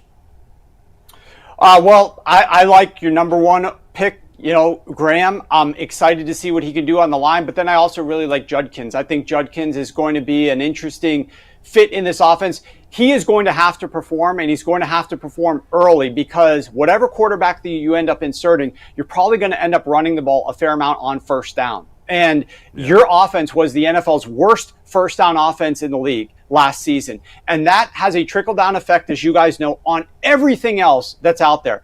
Bad first down offense leads to longer to-goes on third downs, leads to more punts, leads to fewer scoring drives, leads to less points scored, leads to more halftime deficits, leads to more games lost. And so you need to fix your first down offense, and that's where I think Quinshon Judkins can provide a little bit of a spark. I know you guys like Nick Chubb there. He wasn't necessarily the same. You didn't have that strong back. You're going to need to rely on him. I'm excited to see what he can do out there, and hopefully he excels and is a bright light for you guys this year and can carry you a little bit more than what your team was getting from the running back position over the last couple of years. Excellent insight from Warren Sharp. And again, go to Sharp Football Analysis. You put the code Cleveland, right? Cleveland. And get his, how many pages is the whole thing again? 586 full color pages, 32 team chapters. It will get you prepared for the season faster than any other publication out there. I guarantee it. I also guarantee you're not going to find a better bang for your buck than $1 for all 586 pages. Go there right now. I mean, even if you end up not liking it, which you won't, I bought it during it's $1. You bought it during that segment. Yeah. 586 pages. Not if you're just a football fan, but if you like to gamble, you play fantasy, whatever it is, buy that. $1. Use the code Cleveland. Do it right now. Thank you, Warren. We appreciate it, man. Thanks for having me, guys. Yep.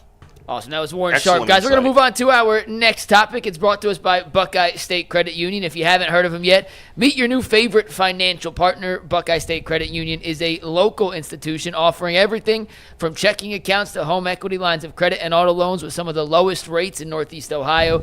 Their Cleveland branch is in Shaker Heights, which is one of 5 locations across the state, making it easy to find one near you. If you can't get to a branch, no problem. They make banking simple with digital banking. What sets them apart? Well, they make banking personal and convenient at Buckeye. Their focus is you. Their core values: connect, simplify, and adapt. Got everything they do, bringing people together, cutting through the clutter, and they're innovative. To learn more, visit buckeyecu.org. Buckeye State Credit Union, your money simplified. So yesterday, Kevin Durant joined LeBron James and Steve Nash on the Mind Your Game podcast, and they had some interesting comments about the future of the NBA, discussions on what works and what doesn't, and a little conversation with a caveat to one Darius Garland came up. So we're going to play a little clip from the Mind Your Game podcast in regards to Darius Garland, and I'm curious to your guys' thoughts afterwards. So this is LeBron James, Kevin Durant, and Steve Nash talking about the future of the NBA and one Darius Garland. 6'2" and under guard is at a premium no more as a starter. Maybe as a backup, but you have to be. We just talked about this the last night. It's gotten compressed. It has. Right? It's compressed. It has. It's at like either Donovan Mitchell, Drew Holiday, 6'3", or Lou Dort, or it's not. You got to be. You can't get picked on defense. That's the thing, because we playing such a pick-on game that they will really, literally, if you can't guard, they will bring you up every play. Time. Yeah. And if you're 6 foot, 6'1", and you're not a bulldog like a Davion Mitchell, Drew Holidays, on the defensive side, or you're not an offensive flat-out savant like Kyrie, where you can score on dudes 7 feet easily in ISO, then I just can't see it. Darius Garland, like he's an amazing basketball player.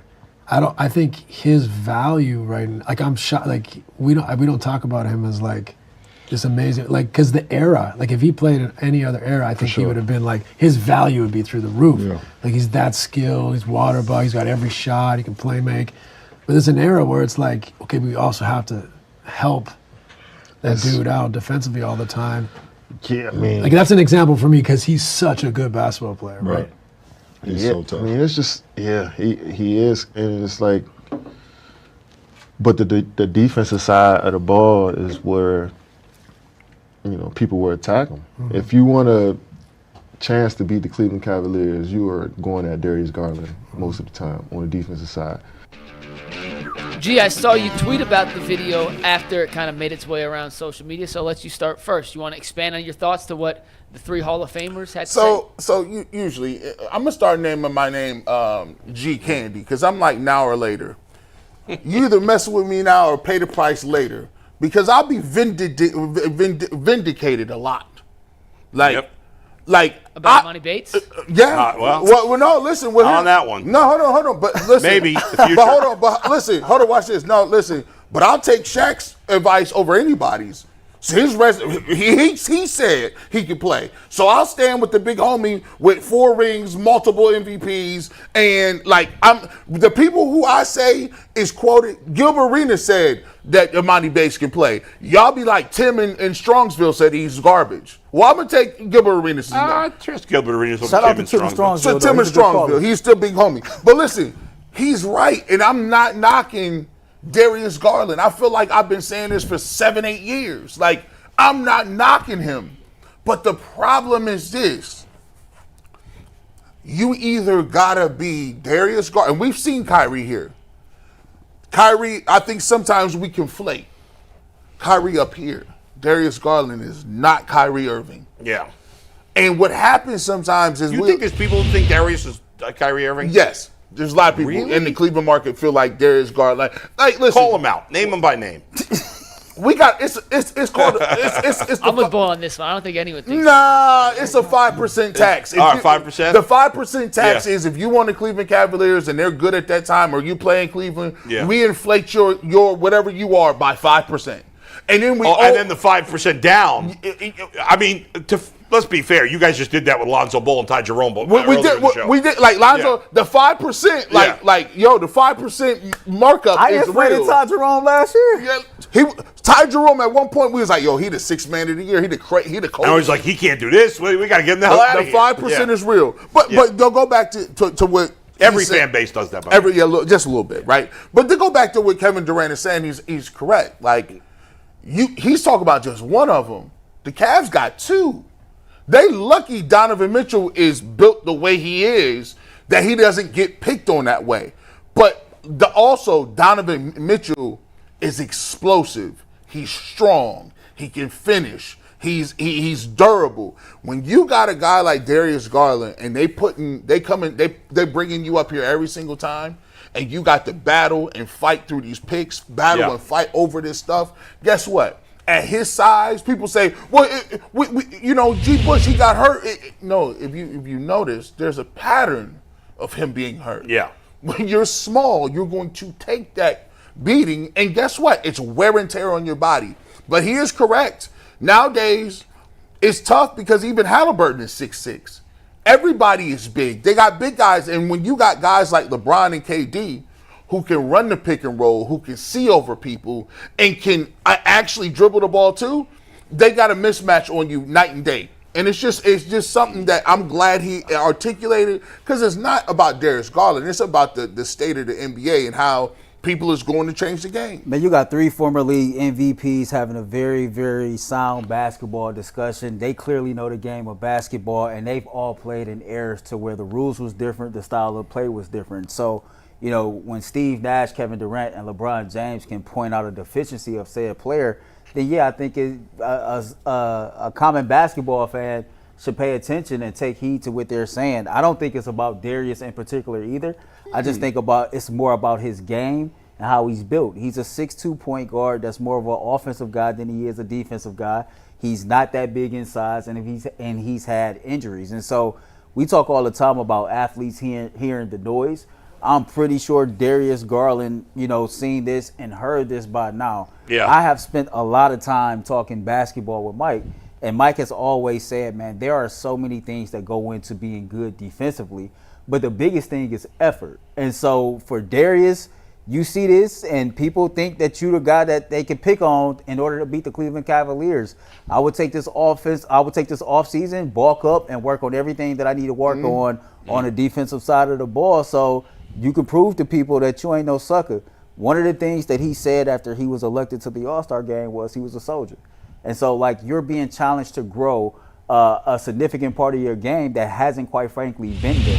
He's going to be on this roster by all accounts next season. And so when he comes back healthy, this has to be something that's different. And I'll say this, to your point, the guard that the Cavs just drafted, Tyrese Proctor, might correct me if I'm wrong. ESPN has him listed at 6'6". So this narrative of small guards, even Kobe is going away from how he drafted before. He drafted Sexton. He drafted Darius Garland. Now you look at him now, he's drafting these combo guys like a Jalen Tyson and now a Tyrese Proctor, who are a little bit taller and can hold their own. They got NBA made bodies already.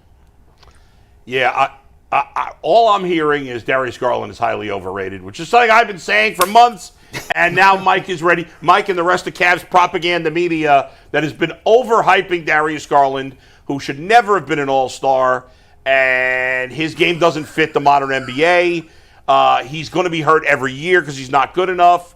There's zero chance. He should have been an all-star. There's zero chance he's going to be better defensively. You know that. There's zero chance. You know that, G. Bush. Listen, Go ahead. My issue with what they said, and it's not even the Darius Garland part. What they said about Darius is fair. Yeah. Everything they said about Darius Garland in that clip was 100% fair. He needs to get better defensively. Like, I'm not arguing. He's that not going whatsoever. to. You know that. How many I'm people hoping. can you? Nah, is you out- know- you know can- to now, listen. Yeah. Here's the problem. Darius Garland is a max player. When Yeah. you telling a max player Yeah. that like, yo, you got to do like this dirty work, it's very few max players that'll say, you know what? That's unfair though, because that would say that DG is not coachable or teachable. And Kenny Atkinson spoke to that he was one of the guys that he challenged last offseason that, you know what, you got to do more to take care of your body. You got to do more in the recovery part of things. And Mike will tell you, Kenny gave DG credit for actually improving that part of his program. And so, you know, if I he's ain't saying he challenged- can't do it. I'm just saying, like, I get what you're I saying. wanna see it. Max Well, gee, players is hard to get them to buy in, but he's already shown that's What's okay. that? He shouldn't be a max player. How big is Lou Dort, by the way? 6'4". Okay, so it's not like he's that big. No, I mean, and, he's and thick. that's but, my point. Yeah. My issue with what they said is they were simplifying it simply down to height. Height is not the determining factor of whether you're good on defense or not. There are a lot of guards who are bigger than Darius who also suck defensively. There are centers. By their logic, if it was just height is everything. I Karl disagree with that Anthony though, Towns- Mike. What'd you say? I disagree with that. Like if here's why height. The Celtics picked on Luka every single possession in the finals 2 years ago. Every single But- possession. I knew to the he was point where- going there. To the point where Brian Windhorst went on the most, I don't want to say cautious, but the most calculated. He does not say stuff if he doesn't have to.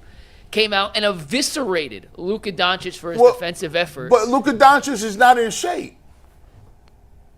My point is, you could be 6'8" and still be You can, terrible at but what I'm defense. saying, what I'm saying in the basketball context, if you got somebody that's 6'8", 6'9", and he gets to his spots and he's rising up over you, and you're playing great defense, you're in his airspace. What can you do? You can't do anything about that. That's the part about it where it's like if I get KD to rock on the elbow, it's done data. If I doesn't get matter. DeMar DeRozan the rock where he wants it and Darius Garland, it's over. It like doesn't matter who's guarding those guys. Right, but G. Mike, I don't think they were necessarily saying that there aren't taller guys who are bad defense and that hurts the team too. But if you're short, like there are limits to how. Oh, 1,000%. Yeah. So but it comes down, and I have an example. I'll show you guys in a sec. Yeah. More than anything else defensively, it is effort. It is Well, why effort. would Darius just start giving effort now? He never has in the past. So he did in one particular game, and I'm going to show you the highlights in one second. Don't take Well, it. that sounds. No, no, that- no, you no, made no, him no, sound no, crazy. No, we made a That big makes deal. it worse. We made a big deal of this. Do you remember the game? They ended up beating the Celtics. Yes. And they kept switching Tatum Yeah. onto Darius, and you can take the highlights now, Steve. Look at Darius's effort on these. Oh, I got to hit play. Hold on. I got to hit play. That's on me. Watch Darius's effort on these plays against Tatum in this game, and this was the whole game. They kept switching every That should single have time. been an easy basket. He just missed. He missed. Once again, offensive Mobley. players are going to get to their spot Again, Mobley saved his anytime ass. they want. Yeah. All right, come on, let's keep going. Let me see. Darius is fighting here. That is effort that you can take and you can win with every single time. But hold on Yeah. one sec. There are guys that don't give effort. Darius does not give this effort for 82 games over the course of the season. I would If argue Darius he can. gives this kind of effort, and gee, that's a valid argument, and if we want to go that route, that's a totally different discussion. And that effort's not good enough. How much more do you expect from the dude? He held Tatum to 5 of 18. That's the That's the limitation. point, Mike. That's the He held limitation. Tatum to 5 That's of the 18 in limitation, this right? game. What's that? Jason Tatum, when guarded by Darius Garland, this game went 5 of 18 in this game. I think it's a. What do you want to hold him to 5 of 18? I don't buy that he It's a had. one-on-one matchup. He held him to under Mike, 33% shooting. I think Tatum just had a bad day. I don't think Darius had much so to you do don't with give that. him any credit for a performance where he holds a guy to 5 I mean, of 18. I'm not watching the whole game now, but I most got of the, every possession if we want most to of watch those all plays 18 you showed, shots. Tatum was. I mean, he just missed shots. I don't think Darius did anything special. Which goes back to what I was saying Yeah. earlier. If you have anyone on Kevin Durant, Lou Yeah. Dort, Darius Garland, Karl Anthony Towns, Evan Mobley, maybe Wemby's the one exception because he's stretched out to this super length. It doesn't matter. But nobody's who's- talking about guarding Kevin Durant. G-Bo's just brought up Kevin Durant. one Kyrie second can't ago. guard anybody. I mean, Darius can't guard anybody. Darius is a Get good defensive. now. Here's what Darius he's is- saying. Gee, hold on. Last thing is all you. Darius is not a plus defender. I am not saying he's a plus defender. What they said about Darius in that clip was 1,000% valid. I am not arguing that. My point is, Darius, and hopefully by being off his feet this offseason, right? He can't work out, literally can't run, can put on some more upper body strength and put in more effort like we saw in this particular game against Boston on a more consistent basis, to where when he gets switched on, which, by the way, the Cavs should not concede switches every time. That drove me nuts. They put Darius and Donovan in bad situations way too frequently against Indiana. You know how you get out of those situations? Just don't switch. G, you talked about that all last postseason. You were 100% right in that regard. They should not concede switches that easily. I'd be right. But by being a little stronger, being a little smarter, and putting in some more effort, you cannot be a complete negative on defense. Percentage chance that's going to happen. Well, he can't do anything else because he can't walk right now. So I hope he puts on 10 pounds of muscle. My thing is the when you watch that play. First of all, like you said, it's a make or miss league, right? That level of physicality that you just saw him switch on, he can't do that for 82 games. That's why he's hurt. That's why he gets hurt. That's why he has his jaw broke, or that why he has these.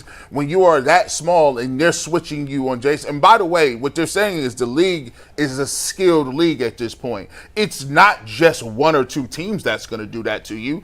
They got 3 or 4 teams that can do that to you. Like you know, if you go down the list and you look at, okay, we got Jaylen Brown and you got Tatum and then you got Halliburton who's posting people up. Then you go down the list and obviously they got LeBron and SGA. And Ant-Man, they got guys on every single team that's a walking bucket if you let them get comfortable and get to where they want to go. So what they're saying is, yes, if he got 10 pounds heavier, great. He's still always going to be 6'2". And so if a guy is going to get to his spot and pull up, he's unaffected by anything that they're talking about. That is one of the reasons why I advocate for Hunter starting, because he is 6'9", right? Yep. And if you do have a 6'8" or 9" guy, then guess what? You don't have Max Strus at 6'4", Darius Garland at 6'2", and Donovan Mitchell at 6'2", getting picked on. You height, size, that stuff matters. You know what's going to be interesting? Because Darius won't be playing in the beginning part of the season. If Lonzo Ball is healthy, he's going to get a lot of tick playing point guard. And it'd be interesting to see if Lonzo is being picked on the defensive side of the ball. I think Lonzo is a pretty damn good defender to be a guard. He's 6'6". And he's long enough, right? But to me, I mean, Mike said it's about effort. And you all are saying, well, there's limitations to that. And that's true. Darius probably would not put that type of effort up against Jason Tatum in Boston on a night-to-night basis, no matter who the opponent is. And so there will be limitations to it. I just think that he can be a little bit better if he puts in the work. I'm going to trust the fact that he's going to do it. Blind faith, call it whatever you want to call it, but we shall see. Again, he's not. Again, Darius is a pretty. I disagree with Bull. He should definitely be. He was an all-star. Bull was hyperbolic. He was all-star. He was all-star. I think we've overrated him a little bit. A little bit. He's a very, very good player. I want to keep saying that. He's not a Hall of Famer. No. But people think you're right. People do think he's Kyrie. He's Darren Williams. That's what he is. That's not the right name. Not Darren Williams. What was his name? You're close. Darren. Nope. What was his name? You got the last name right. The first name. I forgot his first name. Deron Williams, right? And so I just look at it. They saying something that's just giving you an insight to it, because look, unless you got 3 or 4 stoppers to cover up for one guy, you can have a Darius Garland. I'm not saying that Darius Garland got to go. You can have him, but you got to have some other things in that lineup that's going to protect him from that happening. See what I'm saying? Yeah, I think we're it's just we're in an unfortunate situation, and hopefully I'm proven wrong next year, where the Cavs are going to just sit in this. They're a good team. They're not going to win when it matters. They don't have enough championship caliber players. I think people are still dejected because this past regular season, like I said, it was one of the best that we had seen in a while. And then the letdown in the playoffs was just tremendous. It was wild. And now we're sitting here knowing that no matter what the Cleveland Cavaliers do this upcoming regular season, it's going to be taken with a grain of salt, because not even the first More round. than that. It's going to be ignored completely. It's irrelevant. Not even for me, it's irrelevant. Not even in the first round. We are going to be pinpointed, okay, second round of the playoffs, here we go again. Yeah.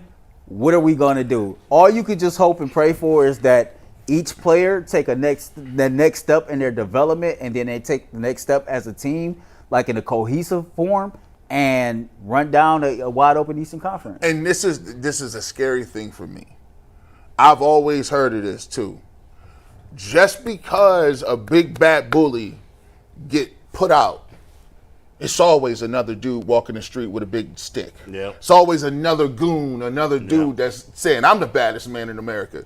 And just because the Celtics got dismantled, just because Halliburton tore his Achilles heel, and it looks like, Damian Lillard and all these other people are in flux, there is always a bully waiting around the corner that's trying to prove themselves. And there's other teams that are on the threshold. So the Cavs can't go into the season thinking, well, we didn't, by default, we're then. I hate it when I heard FanDuel and Vegas talk about they're the number one. I don't think that's the case, though. Like, I think humility before honor is a real thing. And I think that they were humbled and humiliated based on how well that regular season was.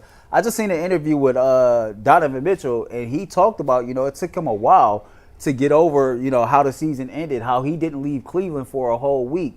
But he's used that as fuel to prepare him for this next season. As a guy that is a really damn good leader of this team, I think that type of energy is transferable. So all we can do is just hope is that every other player that's a core player, bless you, twice, for the Cleveland Cavaliers is matching that same type of energy, using that as fuel to be better this upcoming year. When he sat, you noticed, when he sat there on that bench out there, was soaking it in when he took that L. He was pissed. He was by himself. Yeah. We know we got one dog. We know we got one. We just trying to get a couple more. That's the problem, G. We want a couple more. Hold on, we real want quick. a couple more. To that point, how long did Donovan Mitchell walk around in his uniform after the buzzer? It was about 2 hours, wasn't it? He was still in the uniform after we left, which was give or take an hour and a half. To me, in the end, it's like you just said it. They got one dog. They got one. And I feel like, as an outsider, fair or not, the rest of the team is soft. And so I look at the Knicks. And all these other teams are flawed, sure. But I look at the Knicks. I think they're tougher. I look at the Magic. I think they're tougher. It's impossible for me to think the Cavs can win a series against a team that's even close to them talent-wise, because they've shown no grit and toughness outside of Donovan Mitchell in any competitive series. To me, I've always said it. They could prove me wrong. Now, if Darius Garland want to go to the next level and just become like, one of the two has to do it. I don't care which one it is. It's either Darius Garland or Evan Mobley. Which one of y'all? It's Evan Mobley. It's Evan Mobley. If Darius Garland want to give me 25 a game, I ain't gonna be mad at it. Because guess what? We had LeBron in his peak, and you know what happened? Kyrie was like, "Oh no, I average 25 and I get the most shots. I'm that dude." And Kyrie 1 year just was like, "No, I'm him." He hung out with the Jedi Temple. Yeah. He went and saw Kobe. They was text messaging each other. Yeah. And then all of a sudden he got the dark shadow lightsaber and killed Steph Curry in the mouthpiece. But Kyrie's a once-in-a-generation player. He's an assassin. Yeah. Yeah, as they mentioned in that clip, you have to be a Kyrie-level savant offensively to overcome some of those shortcomings. Darius is not at that level offensively. Only he wasn't such a putz off the court. Yeah. Love Kyrie. Well, tell us a little bit about Menu RX before we get to your Little League highlights. Menu RX, Dr. Jake May and the team at Menu RX want to help you if you're looking to lose weight, if you're looking to fuel your body better, just get in better shape, be more physically fit. They can do metabolic testing with you that will help you design a food plan for whatever your end goal is. And it doesn't matter what it is. They've got a lot of different programs. There's a lot of people right now out on the internet, Instagram and TikTok, telling you should do this and you should do that. If you watch a video and somebody's telling you what you should do to lose weight, they're lying to you. They're being disingenuous. Maybe it works for them. Maybe. I don't even know if that's true.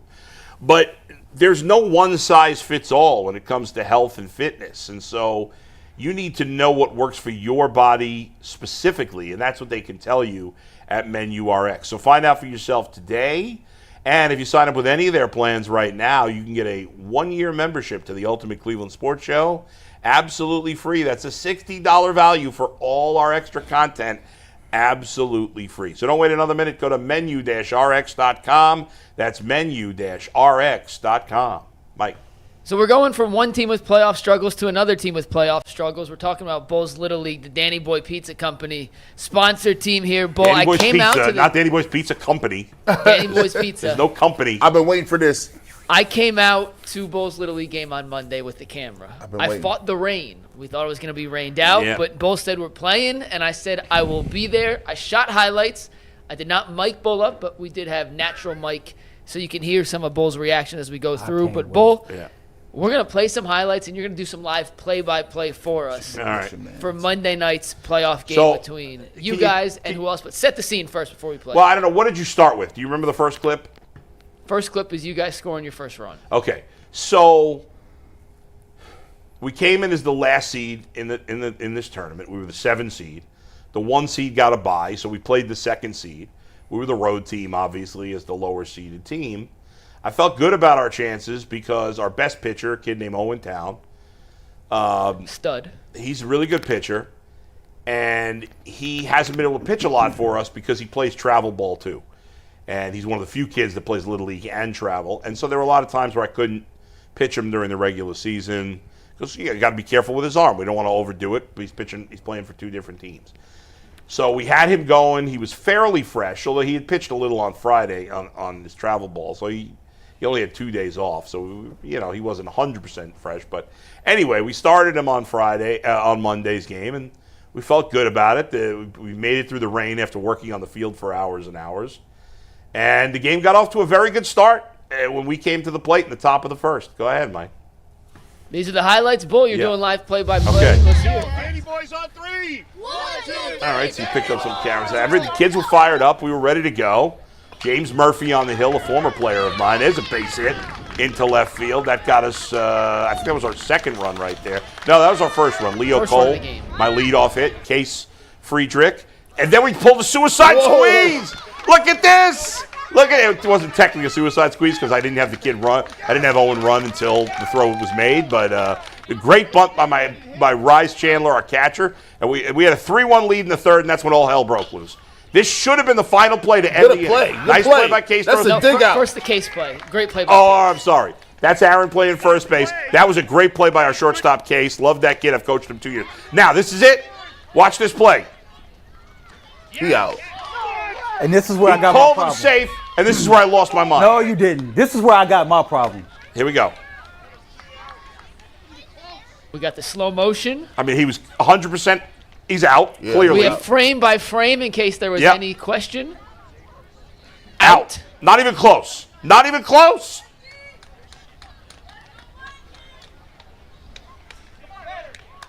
Bull argues, says you're not going to win it. They end up scoring 3 runs that inning. So can you pause or no? Yeah, please pause. Can you pause it? So at this point we were up 3-1. It was the top of the what was that? The top of the 3rd? 3rd inning. Top of the 3rd. We're up 3-1. Okay? If the umpire didn't first of all, we have a base umpire. What is he doing? Yeah. How do you get that call wrong when it's not even close at first? So he gets that call wrong. That would have been the 3rd out. It would have still been 3-1. Instead, they got another hit the next batter and scored 2 more runs, and my pitcher ended up throwing 20 more pitches. The kids were upset. Now, I said to them after that I shouldn't have gotten so upset, and maybe they would have been able to stay calm. I didn't go that crazy. Trust me, I wanted to scream at that other umpire. You didn't throw your hat? I did later on because they missed another call. I didn't scream it. The guy umpire was talking to is Bill. He wasn't the one that made the call. I have a very good relationship with Bill, and we talked after the game. And I'm like, Bill, you got to overturn the call. He knew he was out.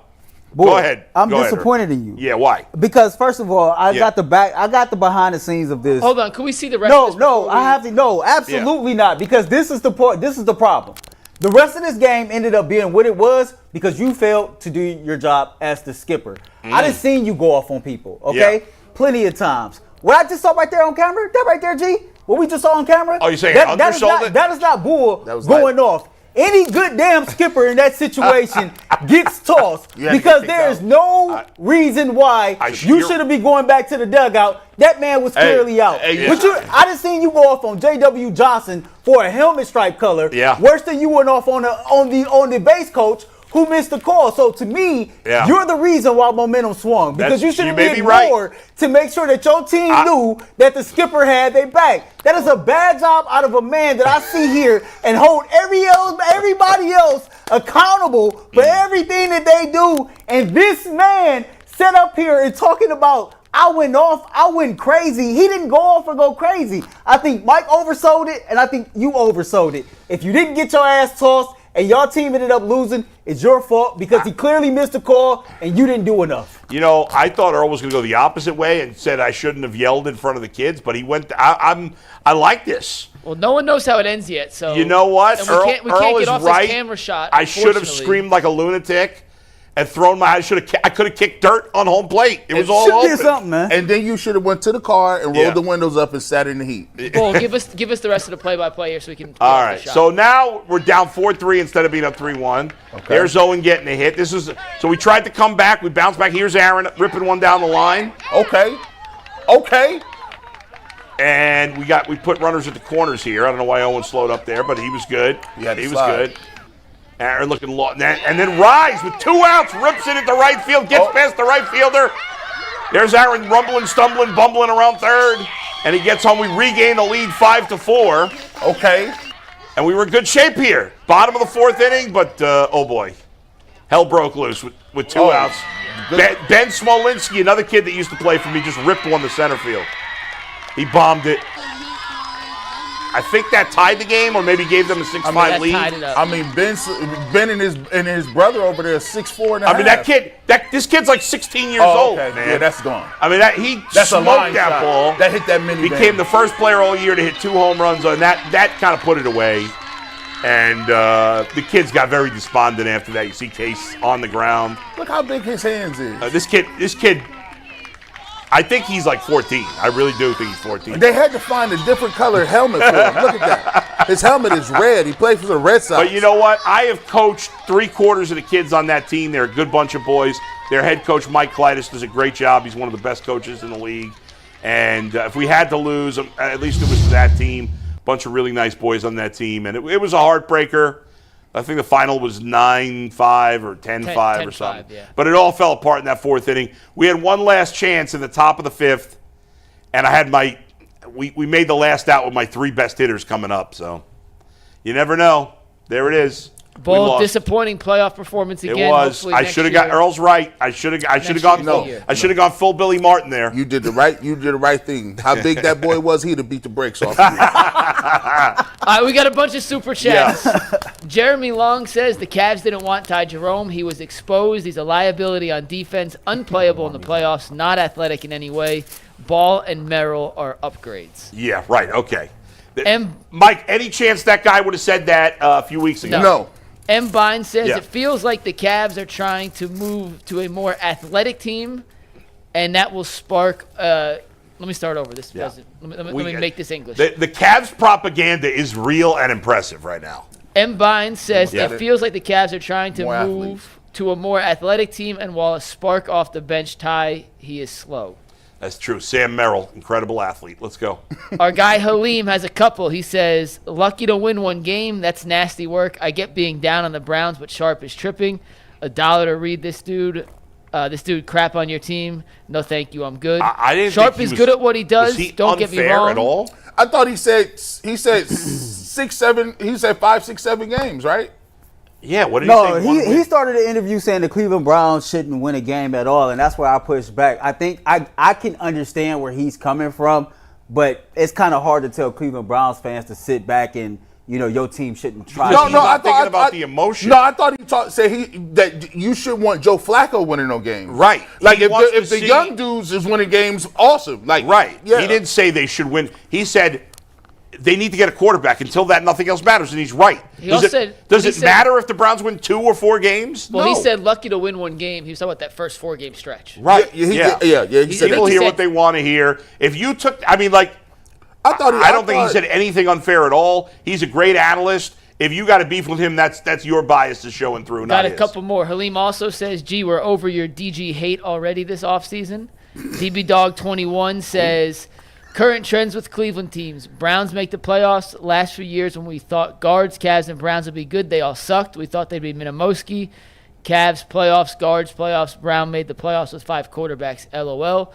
And last but not least, G. Bush's bad back. Yeah. So I hope DG gets traded so Bull and G can find a new guy to blame for every time the Cavs lose in the playoffs because y'all just put all the blame on DG. I mean, I just saw Steve Nash, LeBron James, and Kevin Durant bring his name up. We didn't bring his name up. We didn't put all the blame on him. And I said he's a very, very good player. I put the blame on everybody not named Donovan Mitchell. I said also, if he want to put 10 pounds to be a defensive player, I salute him. And if he want to get 25 a game next year, let's go. I mean, it sounded like we had a couple of people putting all the blame on Ty Jerome just a few minutes ago because he's no longer on the team. And that's how you rebuttal in less than 30 seconds. We talk for real. And by the way, the same people saying we're crapping on DG, if they traded for DG for a guy who ended up being better in the playoffs, those same people would be like, yeah, it's a good thing they traded DG. Every single one of them. Liability. 100%.